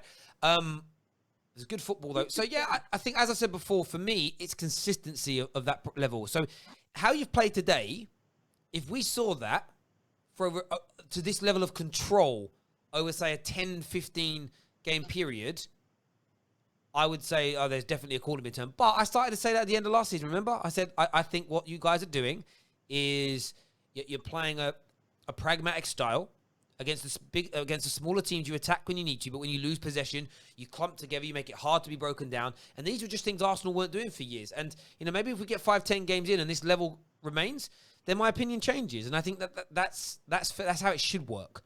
But I like to see an era of, it's a bit like with Chelsea. I think they're going to be challengers. But I also got this element of, if it doesn't click, my mind might change pretty quickly. Christian says, fur coat football is now a thing, mate. Yeah, it's true. Fur coat, no knickers, bruv. Do me a big, big favour. Everyone who's still tuning in, hit the like and share button. It's so important to us that we get that done. It really, really is. Like that. Someone says, is a team winning? Yes, the score's up on the screen. Terry, where's your hair? So, Terry, where's your hair? What kind of question is that, man? It's weird. It's a weird question. Where's your hair? Stupid. Yeah, man. What were you eating, you man? If you don't watch Fan Park Live or you weren't there, Fred, what were you eating? I used to love that. I used to remember get a studio. I used to do a couple of hours of my bank work when I got there early. And then wait for Adam. I was like, all right, when's Adam getting there? Because I want all the food. All right, so the food, we used to get such nice food up there as well, And do you remember all the food they used to have in the studio? They had boxes of they had beer drinks, sweets, crisps, nuts. We used to mate, the amount of stuff we took from that place. When they got deliveries, it was like, yes. It was like a sweet shop in there. Yeah. You know what I remember? I remember when you guys changed it and you had like the couch and you had like a bunch of mics at the end. And you had Have Hope and everybody, and even Lewis from Chelsea, 100% Chelsea at the time. And that was, you had like 5 of you guys. That was like the best watch-alongs. Well, you know what? See, those apparently they weren't the best because I think I killed Fan Park Live, mate. So. Yeah, but do you know what's mad about it? It was just, obviously, we didn't own Fan Park Live. We were doing it for a company, and I respected working for them. But people got to remember, when we were doing those watch-alongs, give people an example here of where we were. The biggest watch-alongs at the time, again, the true Geordies, the United Stands, they were averaging 5,000-6,000 people watching them live at that point. This was like 2 years ago. That was, and we were at like 1,500, 2,000. Oh my God, Tierney to Aubameyang. Lovely pass, unlucky. And we weren't that far behind, but they didn't like the idea of watch-along, so they stopped. And yeah, so that's the thing with anything. Sometimes you just got to remain consistent. And now when you do watch-along, everyone's doing watch-alongs. Like right now, there's about 8-9 people, all with between 700 and 2,000 people watching them. And then you've got the big boys doing their watch-alongs as well as an example. It's crazy. But yeah, that's just it. The possession has changed over to Arsenal, killing them now, 55. We're playing well, though. I'm loving this. Yeah, you are playing really well. Loving this. Yo, Fulham passed the ball around a lot. They have 220 passes to Arsenal's. Fulham. But my only thing with these teams that want to come up, I guess it's what Terry's been saying this whole time. Everybody wants to play football now. Just don't kill yourself. Like, if Sheffield United, they don't play football, but it's still entertaining to see them pit themselves against the bigger teams, and they know what works for them. But you don't have to play football. which is why I'm not going to take the pragmatic style as an insult. It is what it is. Yeah, and I don't even mean it as an insult. It's not, you remember I said to you for all that time, like, I never had an issue with Jose's style of football. It was him as a man I had the problem with. And it's working for you guys, but people just, it's weird. The last 4 or 5 years, there's been this kind of push that anything other than free-flowing, beautiful football isn't football. And it's bullshit. And in fairness, Gooners are some of the biggest sort of pushers of that notion for years. But trust me, you guys must be more happy in this last 2 or 3 months of football than you were in the last 15 years under Wenger. You know what? We're the most patient fan base with Wenger. When you think about it, we had him for 22. We had 22 years. We had him, and everyone was patient. Every year, we bought into everything he told us. So when you think about patience, Arsenal were, with Wenger, how patient were we? Yeah, but that's the problem. But you know, you're a scarred fan base in the sense of, like, we've all got a friend like this, both male and female, right?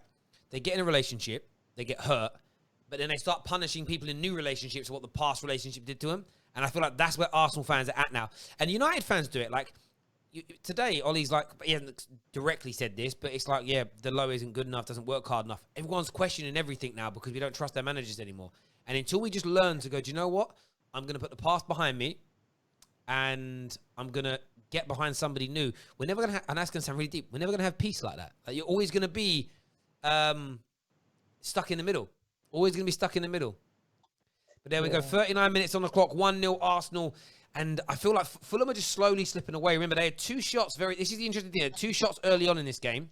They had 2 shots in the opening 10 minutes. They haven't had a shot since. That shows the dominance. Possession is one thing. They haven't had an attempt on goal since got very early. Since just after Arsenal scored their goals. That's been a long, long time. Long time and indeed. We have 7 shots, so you can't say we're not playing attacking. We have 7 shots. No, but it's bruv. Shots, not on target. Listen. William, that is flipping fantastic. Like I've said all along, you will attack. Just put your head on it. You will attack the lesser teams. I'm not denying that. When I talk pragmatism in football, when you lose the ball, you become very defensive, and that's not a negative. What you used to do is you'd be winning a game against an easy team, you'd lose possession, and you'd be open. And that's the difference. And you need that defensive nature. When you go up against superior teams or equal teams, you'll be a little less attacking, and that's not an insult. You play to your means. I always use this example. If Amir Khan goes in the ring and goes toe to toe, he's going to get sparked out because he's got no jaw. You need to be sensible. When Anthony Joshua went back into the ring with Andy Ruiz, did he go in and leave his chin open, or did he box and keep away the whole time and win? There's nothing wrong with it. It's a masterclass. It's a positive to be told you're pragmatic because it means you're thinking about the people that are in front of you. Don't be drawn into this. Oh, no. It's not a negative. Anyone who takes it as a negative doesn't understand football. Simple as that for me. Yeah. Where's flipping Maitland-Niles? Maitland-Niles is tucking in. Everyone who's tuning in live, if you've got a delay, if we're behind you, what you need to do is pause your TV for that 1 minute because you're watching on YouTube. We tried pushing the whole hot mic thing, and you guys didn't want to go and use it, and that was in sync. So we're now back to YouTube again. So shut up and pause your TV and get back in space. Jesus Christ. All YouTubers are behind. It's a fact. You can't watch it live and stream live at the same time. It's an impossibility. That's why hot mic was invented. Over 3,000 of you followed me over there, but then when we went live, 10 of you'd watch. So don't moan about not being in sync. It literally got invented for you, and you didn't want to use it because I want to be on YouTube. So it's cool. Anyway, we move. Do you think the fan noises should stay after when fans come back? Because I think it's a good idea to pump up the fans. My club don't need it. Yours might. No, in general. Do you know what I would like is no commentary, just fan noise. I'd love that. I don't even want that. I just want to hear the flipping people, the players. Sorry, that's what I want. They can't do that though because they're very vulgar when they speak on the pitch. Let's be honest. I'd rather it. I can't lie. I want to hear them insulting players. That's the difference between a Canadian. Canadians are very, very, very polite people, where the Brits are like, nah, mate, give me the swearing. No, I don't mind that. See what I mean? That's so poor. It's not quick enough. No, but yo, I'm taking it from Terry, from a guy who watches different sports like the NFL, NBA, and stuff. And all those stadiums have noises pumped into to pump up the crowd. And I went to Emirates, we don't need and that. I watched the game where we won 4-1, and I was like, people were looking at me like I was a crazy person trying to cheer throughout the whole game. Way! Swinging a miss. Look at him, idiot. Yeah, yeah, I get your point. It will just get laughed at. If any Premier League clubs started pumping noise through their own stadium, they would be ridiculed. You know, like the scene from Game of Thrones where she's marched through town. Shame. That would be the first club that pumps sound through. They're going to get shamed. And Liverpool already do it. Liverpool already do it. Let's be honest. Liverpool already do it. You've seen video footage of Anfield empty with crowd noise from 2 years ago. Liverpool play fake noise. No. Yeah, they play the music with the crowd. The crowd doesn't only sing by themselves. They play the music with the crowd to sing along with it at the beginning of the game. Oh yeah, I know they play the music. I thought you meant that they pump like actual. Yeah, I thought they have that too. Haven't you seen the footage of empty Anfield with the crowd noise playing? And somebody's like, yeah, oh, but no, that's not that. See, but the clubs have that for when they do their stadium tours. So that when people come down, so when you walk into Old Trafford, you do stadium tour, you walk through the tunnel, and they play like fan noise, so you can feel what it's like for a player. They don't actually pump it out during games. So? I'm pretty sure of it. I'm pretty sure because you'd know. Like I've been at Anfield and I didn't hear it. That's our ball ref. Thank you. That's right. See out the half. What would you rate? Maybe it's a cultural thing. What would I wouldn't mind it. Yeah, definitely. Yeah, I mean those little elements of football, and this might sound controversial. Those little elements of football, I want them to stay traditional. I love the international fan bases. I love how football's become global, but the reason I say they've got to stay how they are is our game has become this popular and this big globally, the most watched individual sport in the world. We shouldn't be then making those. I don't want to see people walking down the aisles selling popcorn. Like, don't change our game because it's become massive without. Do you get where I'm coming from? Yeah. Hey, this holding boy, he's not. Foul given there. Tierney gives away a foul. Dangerous area going into just before half time. Terrible foul to give away by Tierney. You can't complain, bro. You can't. Actually, complain. I think they gave a foul. Aubameyang fouled him first. No, Aubameyang already has a yellow. He can't get called for a foul. The thing, you know what I don't like about Aubameyang? He doesn't think. Free kick here. You're going to defend it well. This is going to be the last action in the first half, but you're going to be fine. You're no way. You're not. I don't think you're going to concede today either. They just don't have the potency for them. Arsenal, this is done. The game's already over. I'm going to mute just so I see what you're doing, Terry. I see what you're doing. You're trying to build it up. No! I'm just giving you my honest opinion. You know what you're doing? You're building the tension. So if anything does happen, you can say, well, I thought you guys were going to do it. No, I'm giving an opinion. No. Yes. Gabriel, well played, my sir. Well played. Let's get it. Yeah, that's my boy right there. Oh, they've got a corner. Literally, I don't know if they're going to get time to take it. They've been allowed to take the corner. This will be the last action. There's a good clearance with his head from Gabriel in the first half. How would you rate Gabriel's first half as an Arsenal player out of 10? 6. To be fair, yeah, you gotta give him a 6. He hasn't done anything amazing. He's just done his job properly, and that's what you want from a defender. If a defender can give me a 7 out of 10 every game, he can play my team. Yeah, I hear that. Corner ball here. It's going to be the out swinger. More true. Whipped in. Oh, it's well cleared again by Arsenal. That's it, Fulham half time. Half time, 1-0 Arsenal. Away it goes. Well done, boys. Let's go. Halfway there. Halfway there. There we go. Who needs Martinez, eh? Who needs Pepe? This guy, he needs to cut his hair, you know. Look at it. Come on. Who needs to cut his hair? Terry, squad depth. This is amazing. Bruv, it's a joke. I know. Hey, this is amazing. You're beating newly promoted Fulham 1-0. This is amazing. We're going to win the league. Come on, Gal. Calm down, bro. Calm yourself. Calm yourself, brother. Can you imagine? One thing I like about Scott book the bus now. Book the bus. Forget all that. Book it in 2 years' time, though. Oh man. Scott EP. Guys, I'm gonna go get some food. I'm really hungry. I'm coming back. All right, bruv. See you in a second. Don't hang up though. That'll do. Oh, he hung up. There we go. Cool. Well, we'll keep that open for him when he comes back. Terry, you've bantered them so often that Igao is gun shy. I don't know what that means really, but there we go. Fried chicken instead of popcorn, and I'm game. No, I just don't like those kind of things. I love fried chicken, by the way. It's one of my favorite foods in the world. But don't be putting that into our stadium. Don't change too much about... You know, I just feel like if something brilliant, don't try and change it too much. Like, I love American sports because they're American sports, and they've got that novelty to them that ours don't have. I wouldn't want us to follow the pattern that they do. I wouldn't want us to change it too much. It would feel weird to me. Why not? Why not? No, because there's an element of tradition, bruv. Like, there's an element of this is our game, and there's certain elements of match. Now, everyone's match day experience is different, but I'm talking about when you get to the stadium, the foods that are sold, the way we sing. As you say, no stadium noise being pumped in.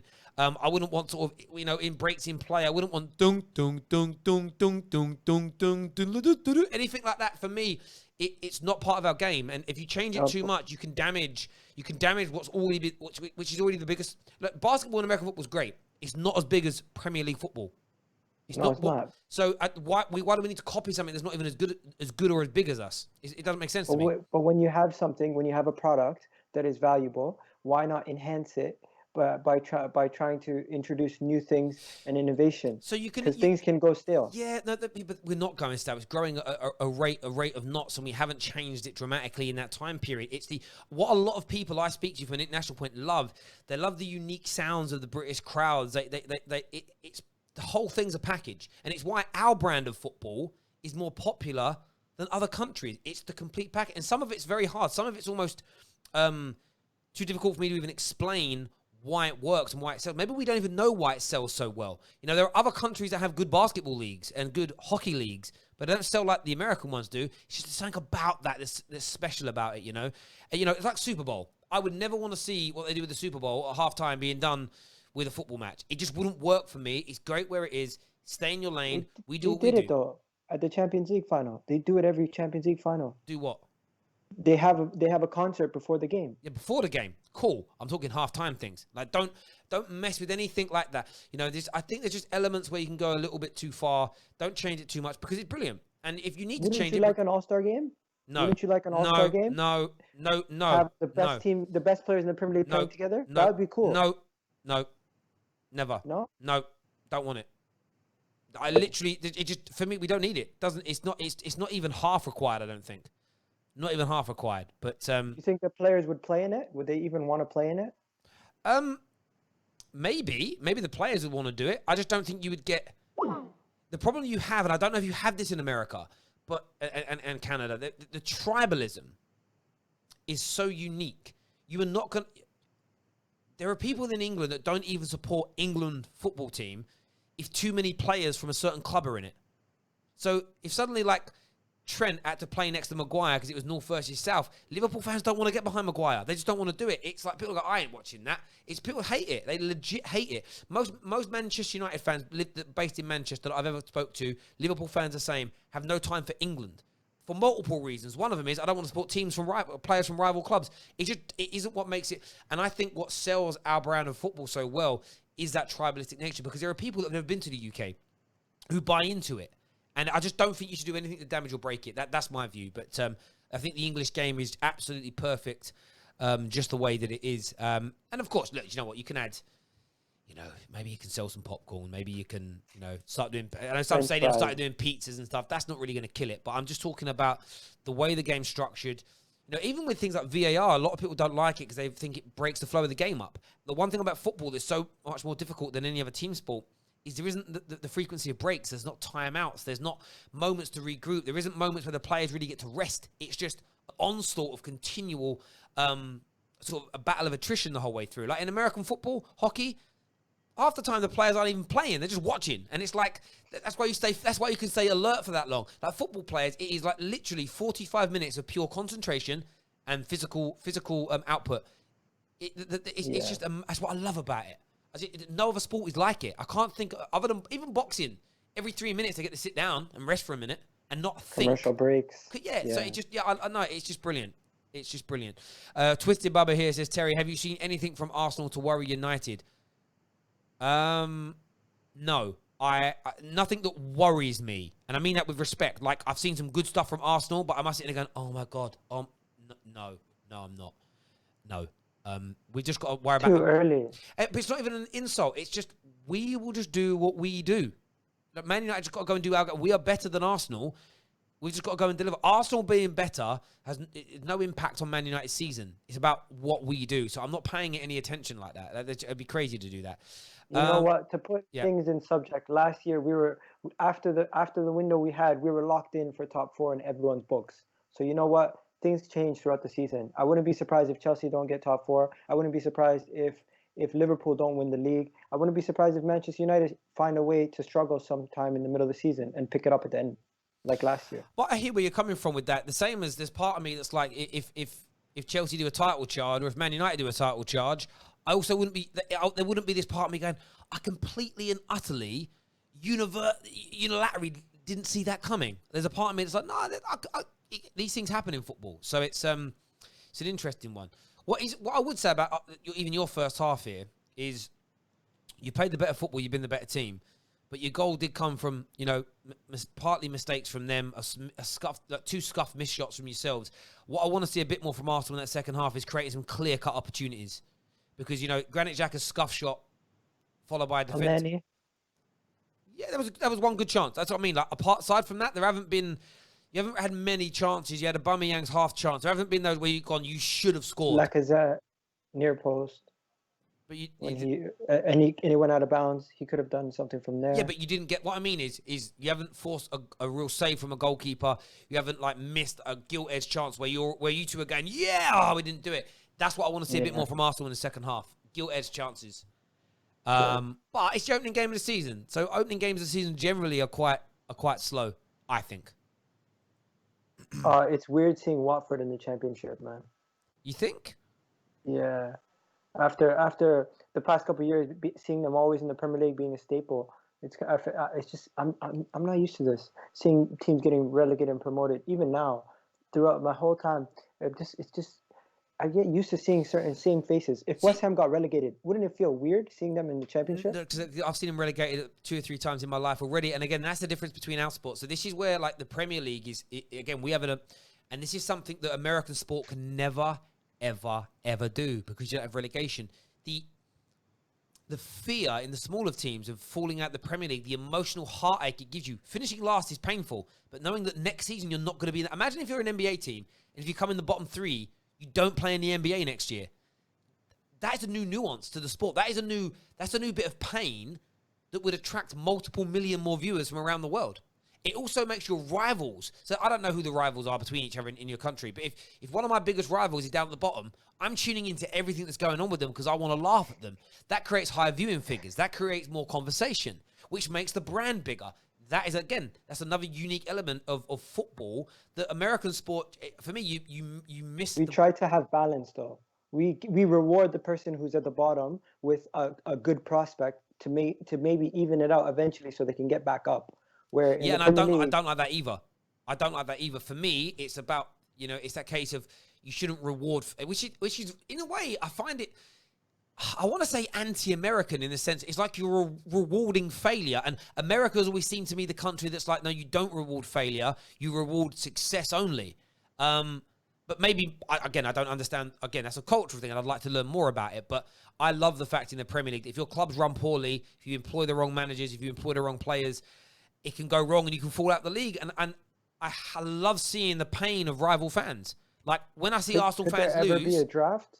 Could there ever be a draft for prospects in football? It would take 10 years to get a draft in place because you'd have to completely dismantle all the academies. There's multiple £1 million that are invested in it. You then need to create a schooling structure. So you'd have to you'd have to connect it to universities or something along those lines to develop people. It would take about 10 years from now to set that up. You'd have to start, there'd be an age, it would go, anyone who's like 11 years old and younger, it would start for, and you wean it out. You couldn't do it, but your clubs just wouldn't vote for it either. You'd never get it in because Man United and, you look at it this way. For a lot of football clubs, their academy is how they make money and stay profitable. They develop and then they sell. If you get rid of that, you actually those clubs don't have the money to ever succeed. Because they wouldn't actually have the income because they don't have enough fans to pay so they could do a draft system. They could pick the best two. They could pick Messi and Ronaldo in a draft, right? The new versions. But they wouldn't have the money inside a couple of years to pay them the salaries they would demand because they don't have enough fans. So it just doesn't work. Again, to do it, you would have to restructure everything, and it would just take too long.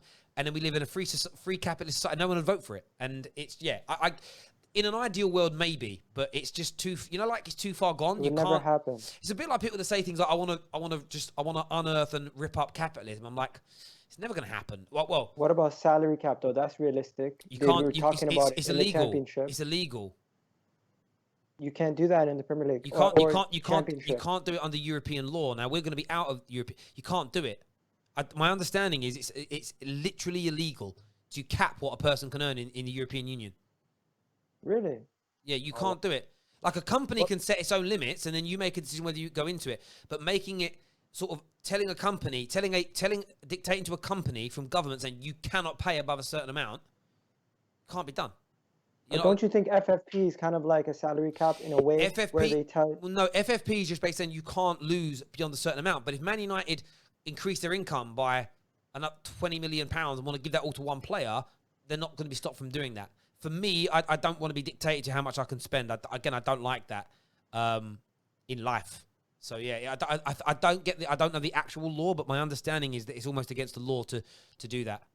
Something against free enterprise, something like that. Anyway, remember, employment law in Europe is very different to the States and North America. Yeah. Like I had a friend who was working over there. He turned up late twice in a week once because he weren't very well, and they literally sacked him on the spot. I'd been there for a year, gone. And I'm like, yeah, in England, it takes about 18 months to sack somebody for lateness. Like, you have to go through all these procedures because you're so protected. And those are little things we take for granted in this country so much, how protected we are. And job security. Job security is think about it. In the NFL, you could be earning 50 million over a 4-year deal, and tomorrow get sacked, and none of that deal is owed to you. Yeah, which is mad. We're in the Premier League. No, once you've got that contract, you are, unless you breach it, that's you for life, bruv. Yeah, that's crazy. Yeah, and you can't have those kind of rules and then equally cap people. I think those two things go hand in glove. But we go. Don't you think it's a bad thing that there's no parity in European sports when it comes to certain leagues? What do you mean? Don't you think it's a bad thing that like the French league is so bad compared to the Premier? Like the level of quality down at the bottom of the French league is nowhere near the level of quality that you'd see in La Liga or England. Yeah, but now you're talking about it's almost parity like within the league. But we're almost getting into the realms of the ability for equal opportunity versus equality of outcome, which is a whole different debate, and even at business level. And it's my name is Egal, so there is nothing that will stop. There's nothing that stops Ligue 1 becoming as big and as popular as the Premier League. They just need to create it for themselves. For me, it's not down to the English league because it's the richest and the most powerful and the most viewed to go, right, we're doing well, but you know what we'll do? We're not going to accept these 2 new contracts from this Chinese TV company and this Portuguese TV company. We're going to hand them off to our friends over there in France. That's not going to happen. So, it's down to them to create the league that's brilliant. Once upon a time, the Italian league was the most popular and it fell apart. That's not down to us. For me, I want us to be the biggest and strongest and the best. Love it. Second half's now about to begin. Players are coming out. Why do Americans say soccer? Well, actually, the sport, the Brits invented it and called it soccer first, mate. Just do your history on why it's called soccer. But yeah, it's definitely football now. Definitely football now. Definitely football now. I don't know why they called the NFL football. American football. I don't know why they call it. You know, rugby in the UK. Rugby's actual name is rugby football. It's called football as well. Rugby's called football. Okay. Yeah. It's because the ball looks like a foot. Yeah. Well, no, it's not because that. Don't ask me why, but like the RFU is their version of the FA, and that stands for like Rugby Football Union. Oh wow. You do kick the ball in rugby, but it just is what it is. Yeah. You know what the most shocking thing to me, Terry, was coming over here? That you guys actually watch netball? Netball? Whatever. Yeah. I was in complete shock. I'm like, just play basketball. Put a backboard on it and just play basketball. Like, it's predominantly women that play that sport. We're very good at that, the Brits. It's a good sport. Netball's a really good sport. I've got friends that play it to a high level. Like, it's very popular in the Caribbean as well, you know. Very popular in the Caribbean. A lot of men play it in the Caribbean. It's crazy how different we can be. Just across the pond, how different everything can be. Mate, you only got to fly an hour in another direction, go to Ireland. They have sort of hurling and Gaelic football, which you watch them, you think, oh, they're going to play hockey, or they're going to play like a version of football and rugby. It's very different games. It's just, sports. You know what I mean? It's how it is. But kicking off. There we go. Second half beginning. Big second half this for Arsenal. Now they need that second goal just to kill Fulham away, in my opinion. But let's see what happens. Only 51% of the ball so far as well. So I want to see, like I said, a bit more dominance from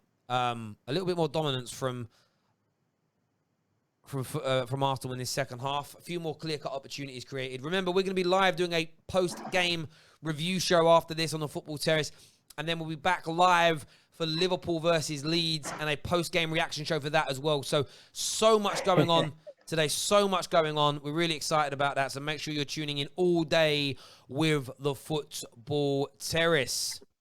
Big up to you, bro. Terry, Thiago is very close to joining Man United. I don't know where you read that. I haven't read that anywhere. But there we go. Do you know what I love? Hello? Adam. What are you doing, bro? You back?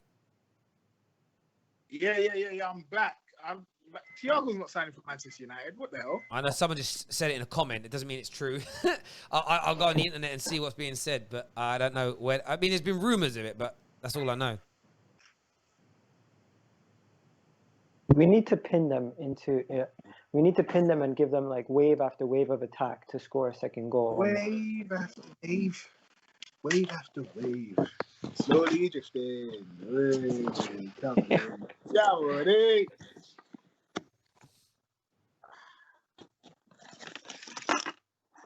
I heard what you lot were talking about. My God. Hang on. Yeah, we almost got Adam. Sorry, guys, stop. Adam, what are you doing, mate? Because that's hurting my ears. Sorry.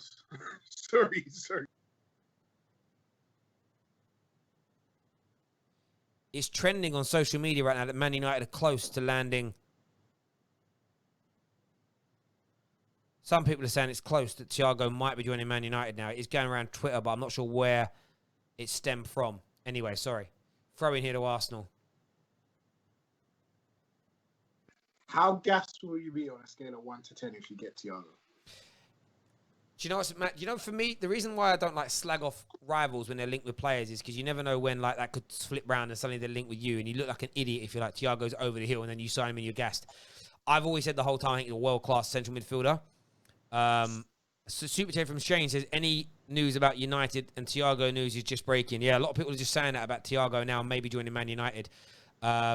It just be typical Man United to announce this kind of news while Arsenal are playing, so nobody cares about Arsenal's game anymore. But there we go. I don't know where it's breaking from, though. I can't see any credible journalists that have spoken about Thiago, and that would be my concern about any news about Thiago joining Man United. Lacazette here. Oh, it's going to be a corner to Arsenal. It looks like it's... Am I that far behind? No, I need to refresh this thing. Yo, Rob Holding's playing as like a midfielder. What was that? Yeah, that was funny. What do you call it? I got Gabriel's statistics here, Terry. If you want to read it out quickly. Okay, so just quickly, go do that for me. Go on. Gabriel's first half statistics: he had 61 completed passes, 92% accuracy, 71 touches, four possessions gained back. Go! Gabriel scores! Gabriel scores on his debut! Gabriel scores! Come on, B. If I speak, I'm in trouble. Come on! That's what we're talking about. Who was I just talking about? That's what we're talking about. Wow. Debut goal. What was the goal? goal? Perfect segue. What do I say? Adam, where do you keep going, bro? I'm not getting anywhere. Your camera keeps disappearing. I don't know why. I'm still here. Rocket header. Yo, he just put it down on the ground. It bounced right in front of the goalkeeper. He had no chance. In between his feet. Just gonna go back to Adam Charles. I'm not sure why. Yeah, keeps kicking your camera off. Bro, I have no idea. I haven't even. It's back now. KJ was saying he doesn't rate him. After this game, he might have to change his mind.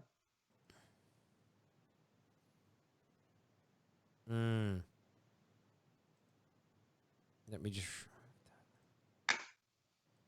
2-0, guys. Adam? Are you doing it on your phone? He's muted himself. I have no idea what's going on.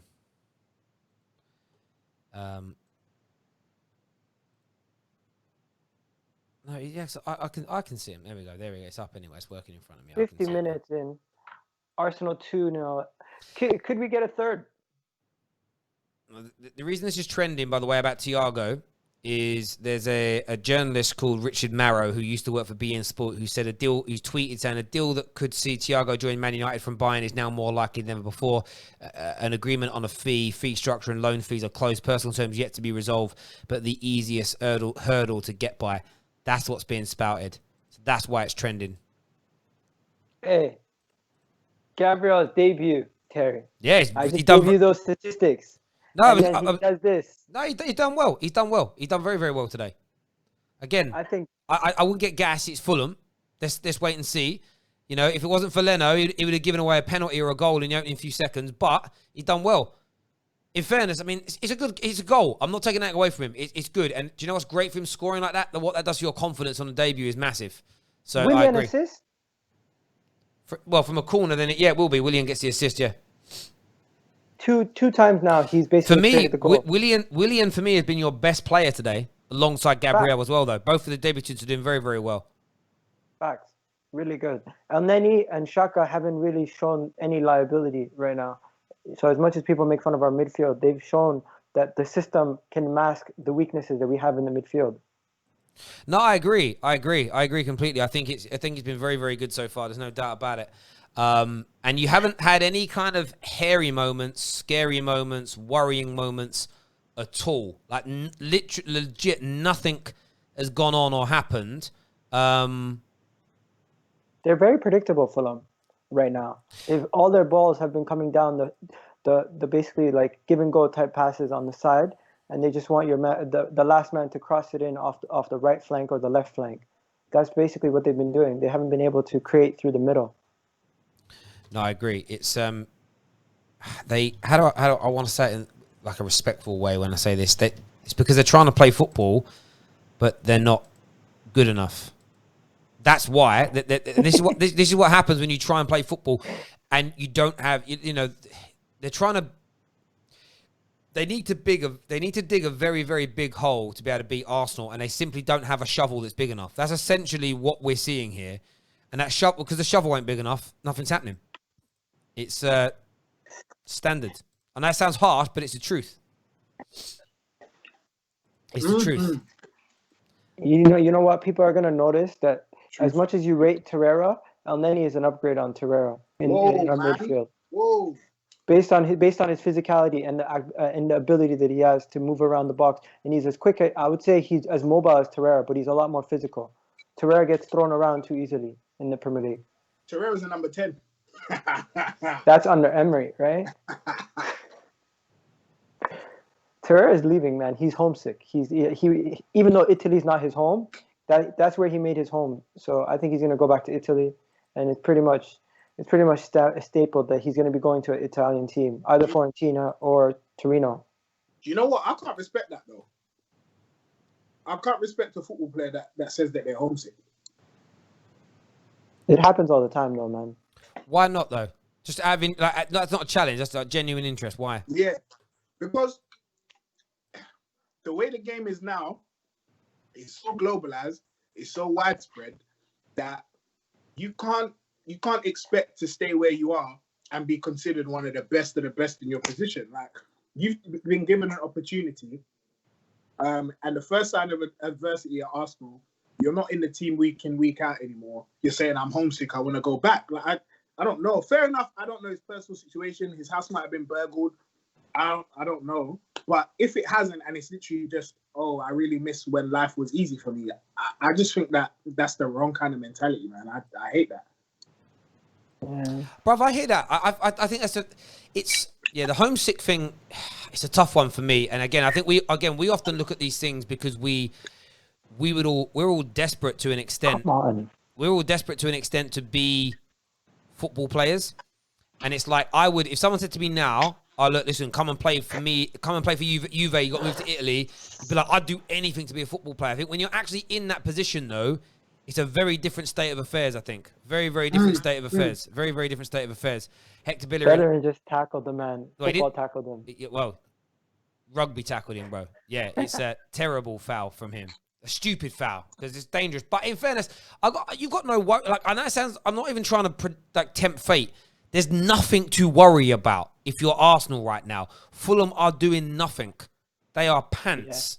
Yeah. They are absolute pants. They have... what? We need to sell this guy, man.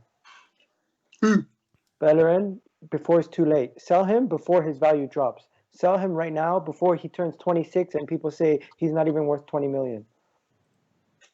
If he has a good season... If he has a good season, his value will go up. Especially if we get Champions League football. I think if PSG are desperate to get a right back and they don't sign another right back, if they don't sign another right back, if we can get 25, if we can get more than 25 million, like 35 to 30 million, I take that. I'll bite your hand off because the man's going to be 26 next year. He's going to have 2 years left on his deal, and Arsenal might not want to keep him, and we might be looking to sell him anyways. They've already signed someone though. They signed Florenzi. Okay, so that's avenue's gone. And Barcelona called us the other day. I don't know if Barcelona's serious. They don't have money. Barcelona are one of the stupidest clubs I've ever seen in my life. Yeah. But that's what happens when you're backed by central government. What do you expect? No, but they have expectations that are nowhere near us. Arsenal, a great chance here. Here's Aubameyang on the right. Shoots. Bang! Top corner, 3-0 Arsenal! Yeah! Let's go, Doc. Adam would celebrate, but he's busy eating. Yeah. Let's go, Adam. Absolute slapping now for Fulham, just as predicted. Don't tell me he's not world class. It's Fulham, bro. But listen, it's a slapping. It's what you expected. I love that. No, but Aubameyang. Do you know what I love about you, Igal? Do you know what I love about you? You're positive, right? And you always talk about don't be sensationalist. Da, da, da. Every time you do something good, though, it's like, world class, we're the best. You're gonna be, if you score another goal, you're going to predict Arsenal winning the league, aren't you? No. That was a great goal, though. Bang, look at that. World class, Aubameyang fits it. Because in my opinion, you can't name 5 people who have scored more goals than him consistently that play up front like that. There's probably Lewandowski, Aubameyang, Messi, Ronaldo. Bruv. From the day that you signed him, Adam will tell. I've always called him world class. You don't need to preach it to me. Like, I've never slagged him off once. Like, I've had banter and whatnot. I questioned his goal scoring ratio in the big games, but then he scored 2 braces in a semi-final and final, and that's the question answered. Done. We move on. Like, he's always been world class in my opinion. So, yeah, I don't. Yeah, you're chatting to the wrong guy. Do you know what I mean? I'm just going to be on my wave the rest of the day. It's always nice when you're that first game of the weekend and you win, because then you can just enjoy it. You guys can now sit back and enjoy every other game this weekend, and you might even finish the weekend on top as well. Bellerin. Yeah, I'll tell you this, Terry. We never have an easy first game. We've had Leicester. We've had games where we've lost the first game on consecutive seasons. We always have a first game. Sometimes can be hairy for us. For us to win, we've had Leicester, then Newcastle, and then Burnley. I swear you had Villa 1 year as well and lost or drew. Like, you haven't had hard teams. I'm clumping. You've just not started. It's not you've had hard games. You've just not started well. That's the difference. That's on you, man. So that's why this is for me, this is a big marker for you guys to be laying down because you never start well. And the opening 10 games is what has won the last 3 Premier Leagues. I'm not saying you're going to win the league if you have a good opening 10 games. But if you look at Liverpool, after the first 10 games of the season, they weren't as potent. It was the opening 10 games where they created their gulf between everybody else. After that, they were still the best. But it was 5-6 points the best, not 12, 15 points the best. And that's the difference. Opening 10 games is key. Adam, I think the most important thing now is a clean sheet. If we can escape with a clean sheet instead of conceding, I'd rather take that than a 4-0 victory. I'd rather have 3-0 than a 4-1.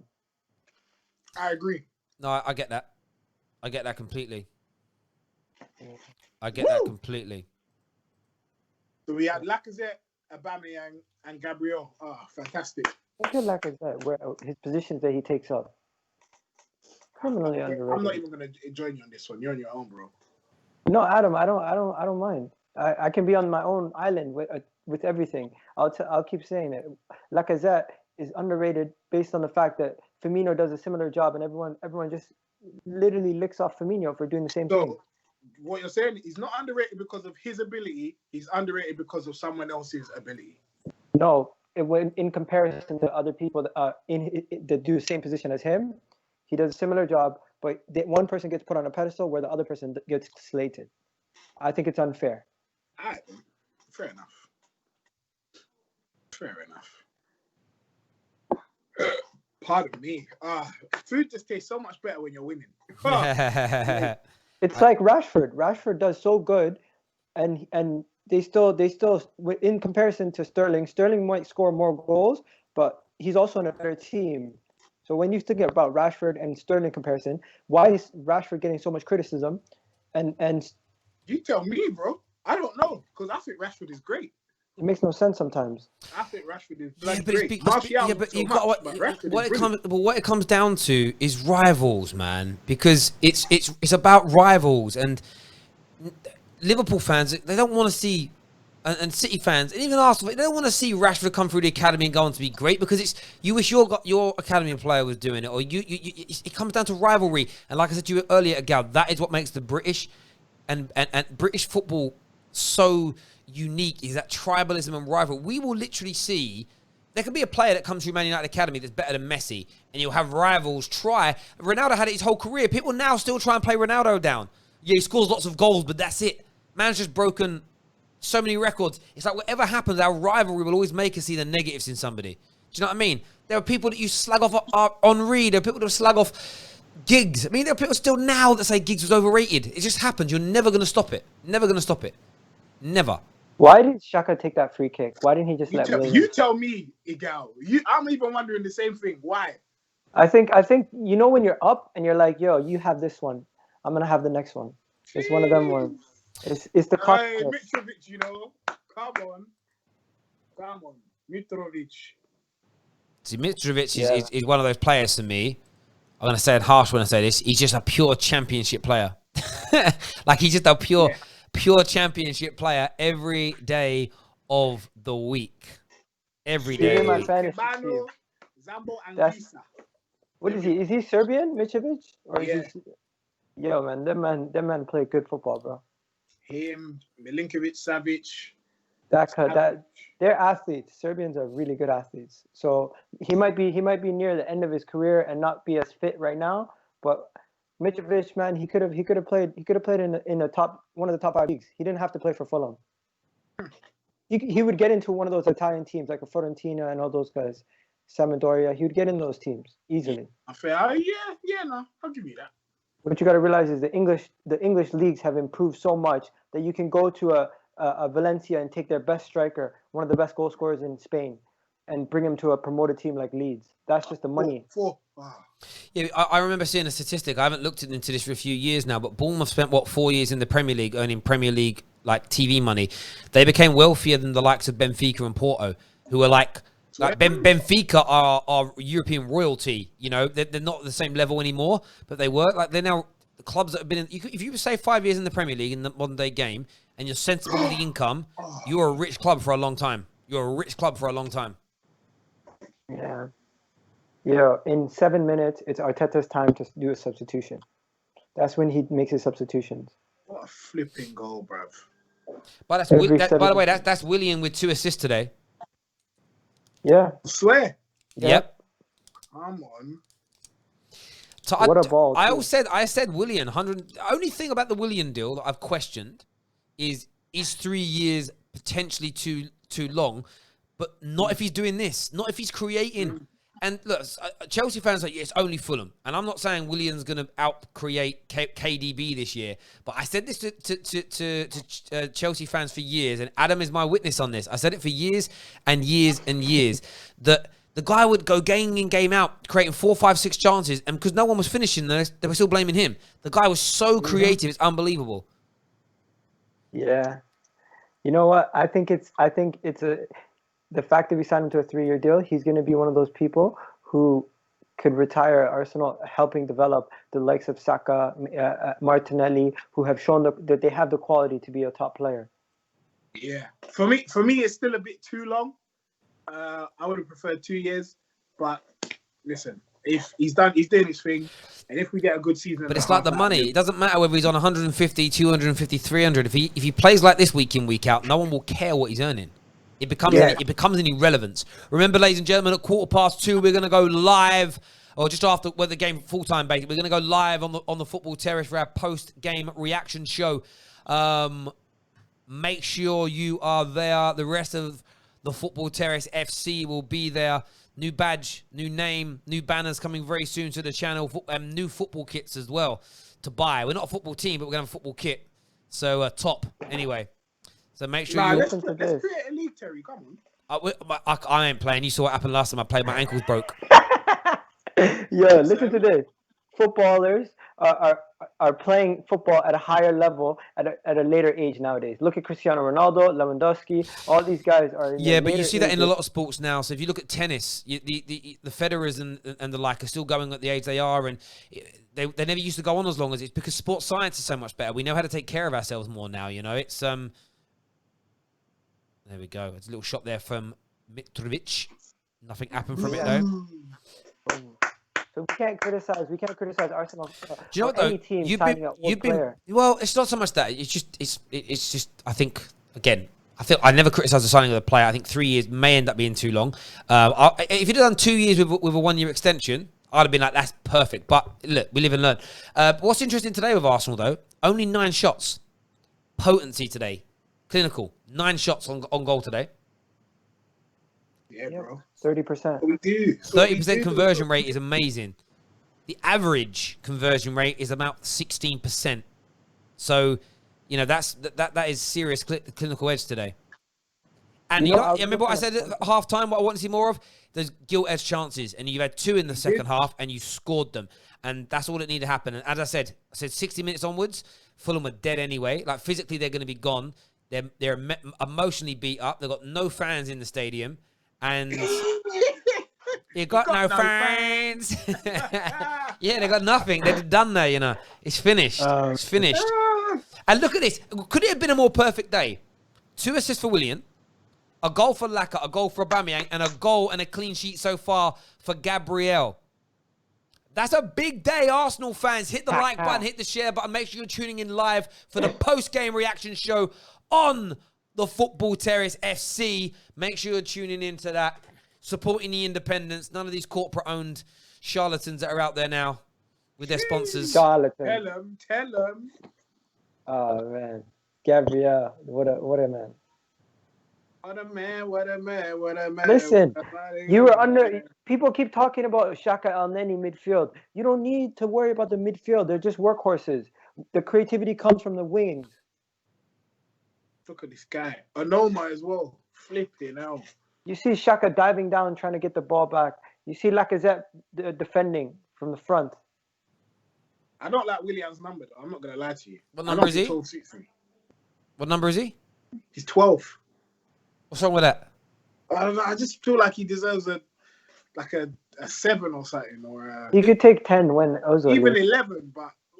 Who is your 7? Number 7 is Saka. Oh, yeah. Okay, never mind. Yeah, but you might be right there, Igal. When Ozil eventually leaves in a year, he'll get the number 10. Yep. The Ozil thing's mad though, isn't it? Do you know what I'm liking at the minute? Because I think he's struggling to find a club and he's trying to make amends on socials. Oh, Guendouzi. Like he took a picture of a TV screen just as the game was kicking off saying, come on, boys. He's really trying to... And do you know what? There's a life lesson there. I think Guendouzi thought the world and these dogs are going to want to buy me. And nobody wants him. And he's like, what have I done? What have I done? Do you know what I mean? He's thinking that the world wants me and he's now panicking. He's like, I better come back. I better come back soon. I better come back to it. Andy Millman, bruv. Andy Millman. If you've not watched the program Extras, you won't get that reference. But Andy Millman, that's what he's done. He's done an Andy Millman. You know what? Sometimes people need to humble themselves. And hopefully this is a reality check he needed. But you know what? The fans will always get back on a player's side if they play well. And if Guendouzi does come back in, if he can play well, people will back him. Oh, corner ref. Oh. Corner ref.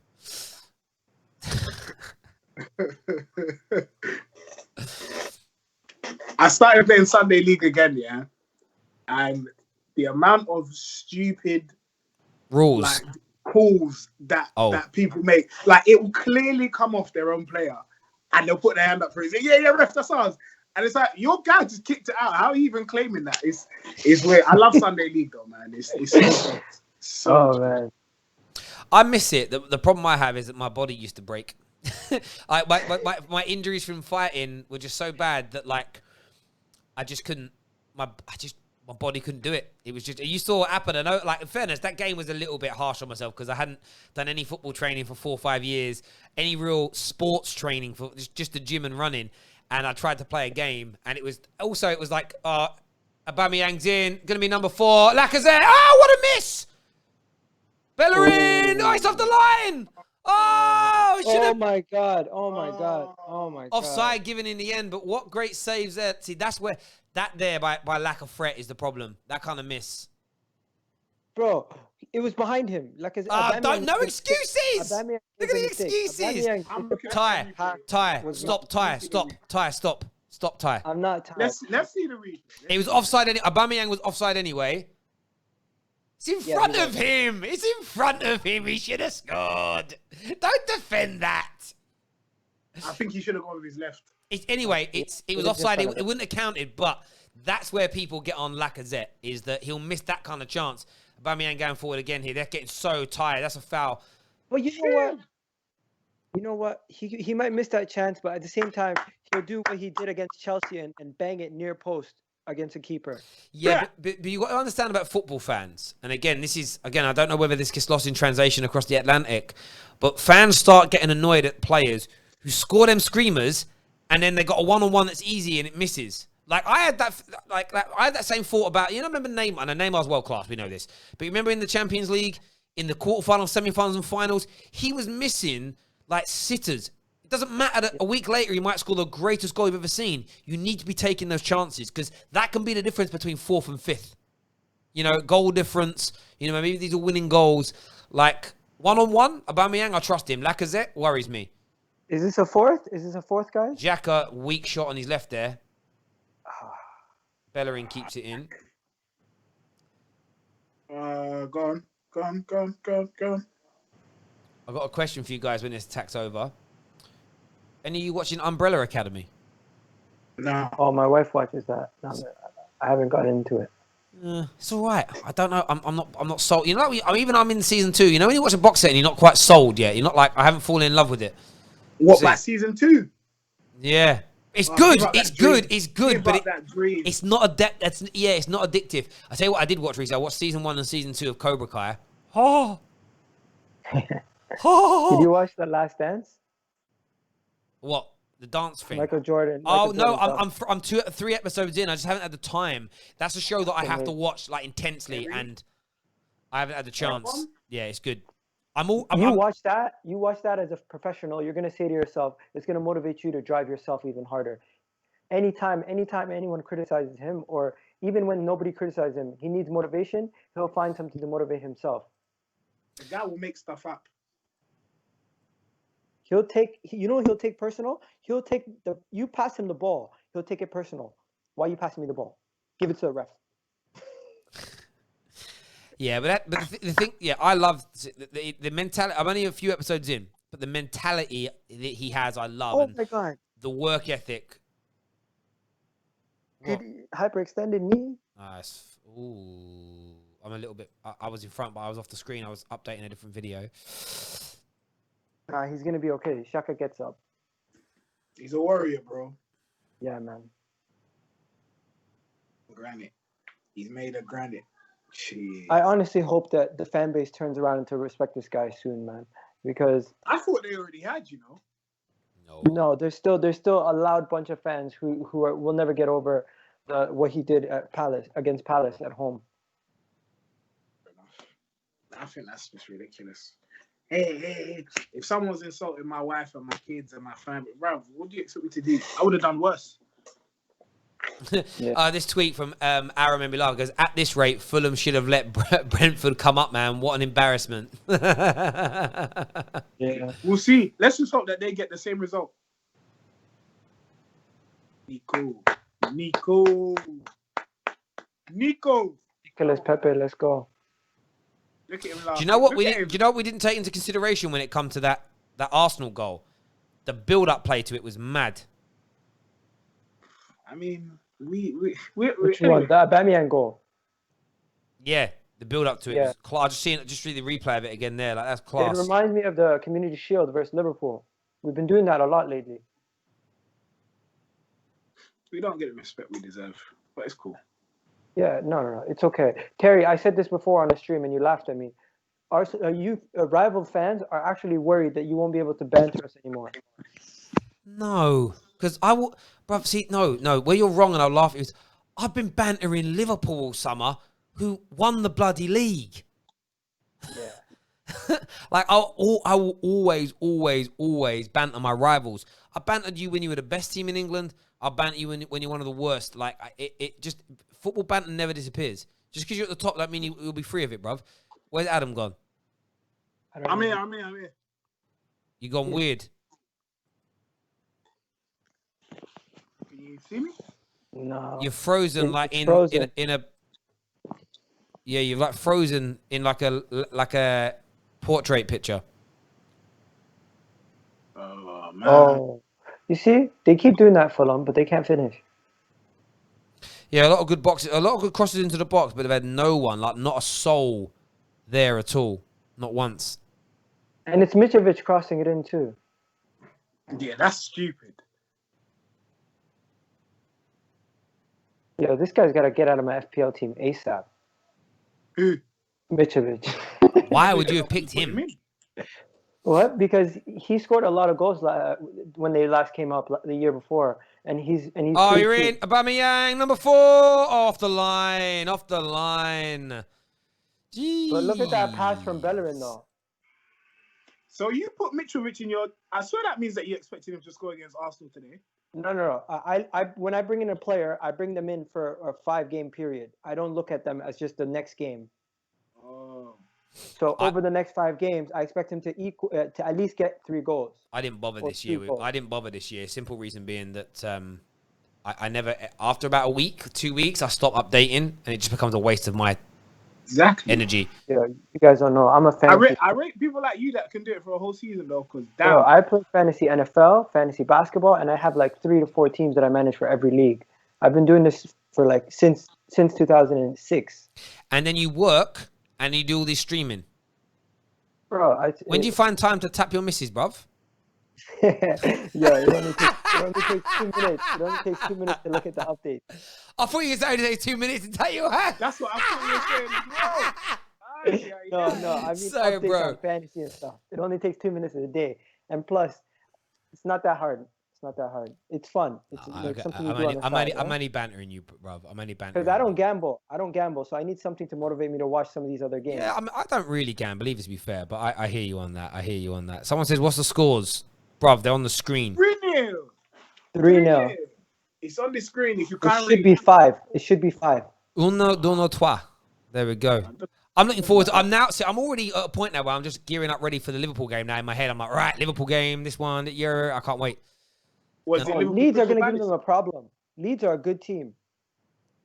Leeds are going to give Liverpool a problem. I genuinely believe that. We played them. We only won 1-0 against them when we were facing them in the FA Cup.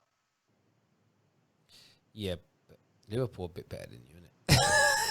I know. Liverpool are a bit better than us, but don't underestimate Bielsa and those guys. They're a pretty good team.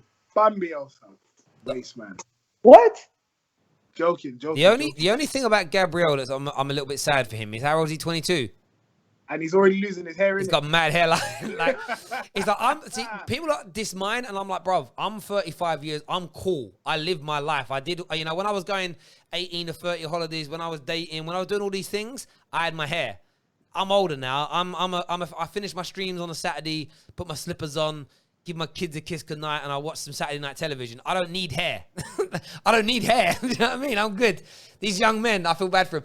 But he can get. He's got enough money now. He's an Arsenal player. He doesn't need hair. He's got the money, bro. No, I get that. I get that. But I get that. I think when young men lose their hair, it's a little bit different. Do you get what I mean? It's I had a classmate in high school lost his hair at the age of like 17. Wow. And my dad was like, he's always had hair around the side. My dad was a proper slaphead at 18 years old, and I'm like, I've seen my dad tells me this story, right? He was about 19. He was in a kebab shop or a chicken shop after a night out. This is in the 70s, like in the early 70s, right? And I don't know what he was doing.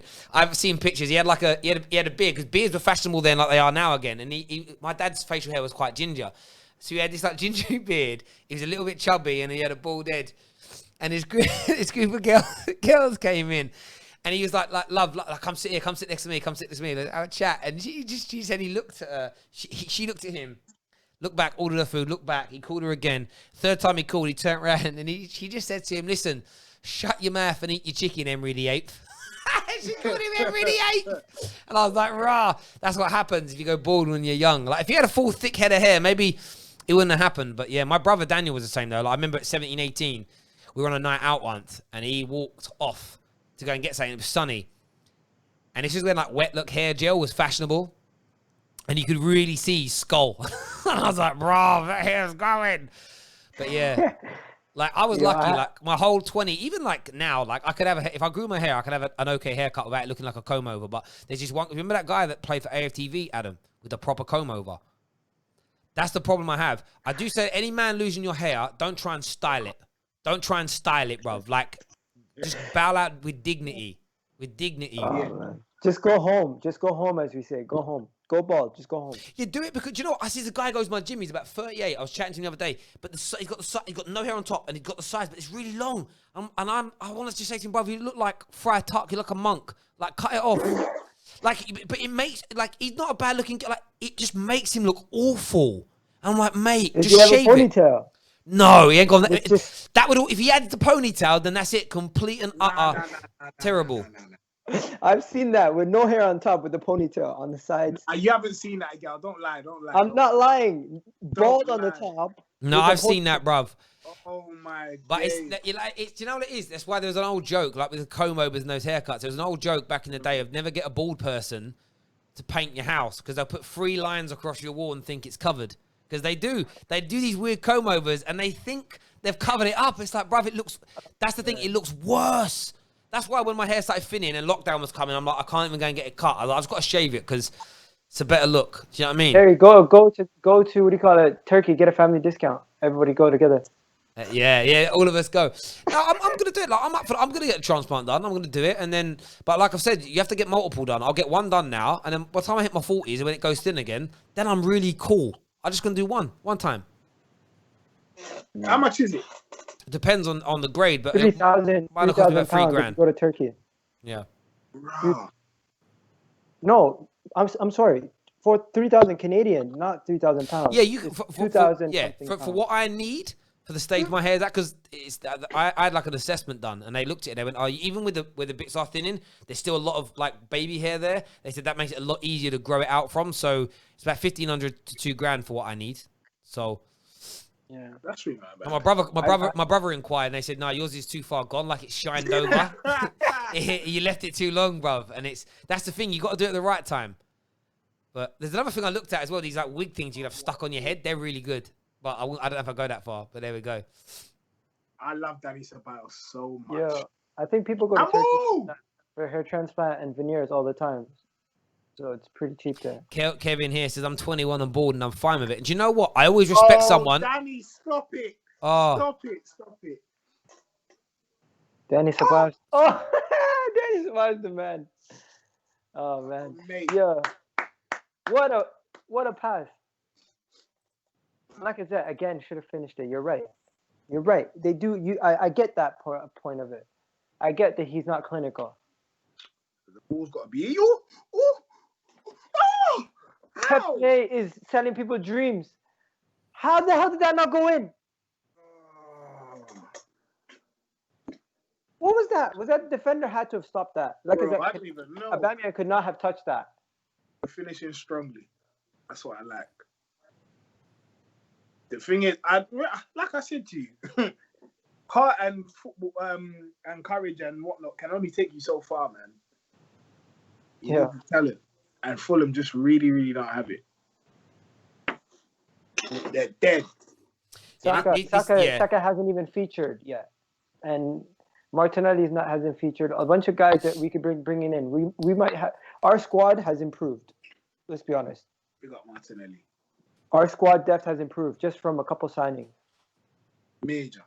And you know what? Premier League proven actually means something for once. Jeez. Them man across the road, people are saying they've improved. They signed Joe Hart, bro. like how you signing Joe Hart? They're probably better off with the Vrom or whatever his name was. Michel Vorm. Yeah, they're better off with that guy. Do you know what about that documentary though? It really makes me want one for Arsenal. I badly want one for Arsenal and Manchester United and Chelsea. Like, I just want to see how they operate. Do you think Arsenal will give the more? I don't think Arsenal will give the freedom, because if you've ever watched those documentaries for like North American sports, they literally give you the freedom to ask anybody any questions. The Tottenham one, there wasn't that freedom. They just cut straight to Mourinho's part. They glossed over all the good stuff, all the losses, all the turmoil. With the season, yeah, you're right. But I don't really want to see that though. I don't care about Pochettino, man. Is he even interested? No, but it would have been interesting to see the down and the because it basically they skipped over everything. They went Champions League final. Yeah, in the first 10 minutes of the first. Yeah, they went Champions League final. Bayern Munich. I got sacked. No. Yeah, well, but this is the thing with it. I'm enjoying the show. It's a good show, but it's watered down. And even with what's going on, like there was no. I was like, I would love to see what Mourinho says in the build-up to the Man United game. We knew that there was going to be no footage from anybody at United because United wouldn't allow it. But there wasn't even any reference, any reaction to him getting beat by Man United. And I'm like, there's certain moments where you're like, I want to see that reaction. I want to see what he said to his players or what he says in the next day in Tottenham. I want to know what he said. But he literally skipped 2 weeks. There was no reference to it. And that's the element. When I watch the NFL stuff, they do it, it's like warts and all. The Premier League ones, it's still very watered down. But I think that's because there's certain things that I just don't think managers and clubs want coming out.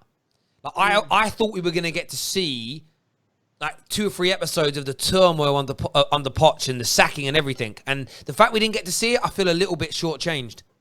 Yeah, they gave us 20 minutes of it instead of an episode. And you didn't see anything. You didn't even... I wanted to hear what Levy said to him. I wanted to hear... the challenge back. Do you know what I mean? I seen more on Twitter than I seen in the documentary of Poch's sack. Yeah. I agree. Oh, what? There's people. There's footage. There's footage of him going into the locker room, saying goodbye to the players. Oh, they took it out of the documentary, but they put it on. Someone leaked it. So he said goodbye to the players by writing a note on the chalkboard in the office. That's a joke thing. That is a flipping joke. What the hell?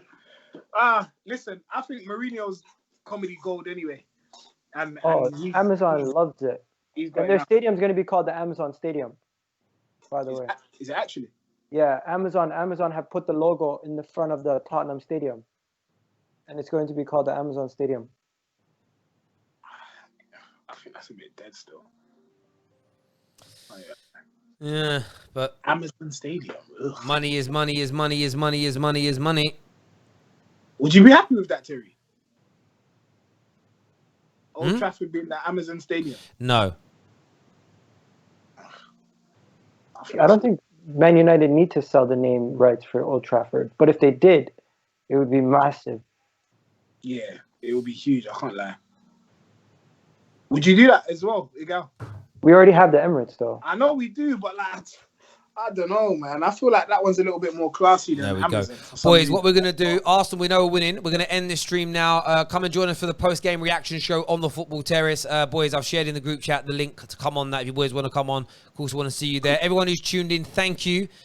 Take care of yourselves. Goodbye. God bless. We're back literally live in a couple of minutes. Well, actually, Arsenal might be getting a fourth here, so we'll just stay live. Pepe tackled, of course.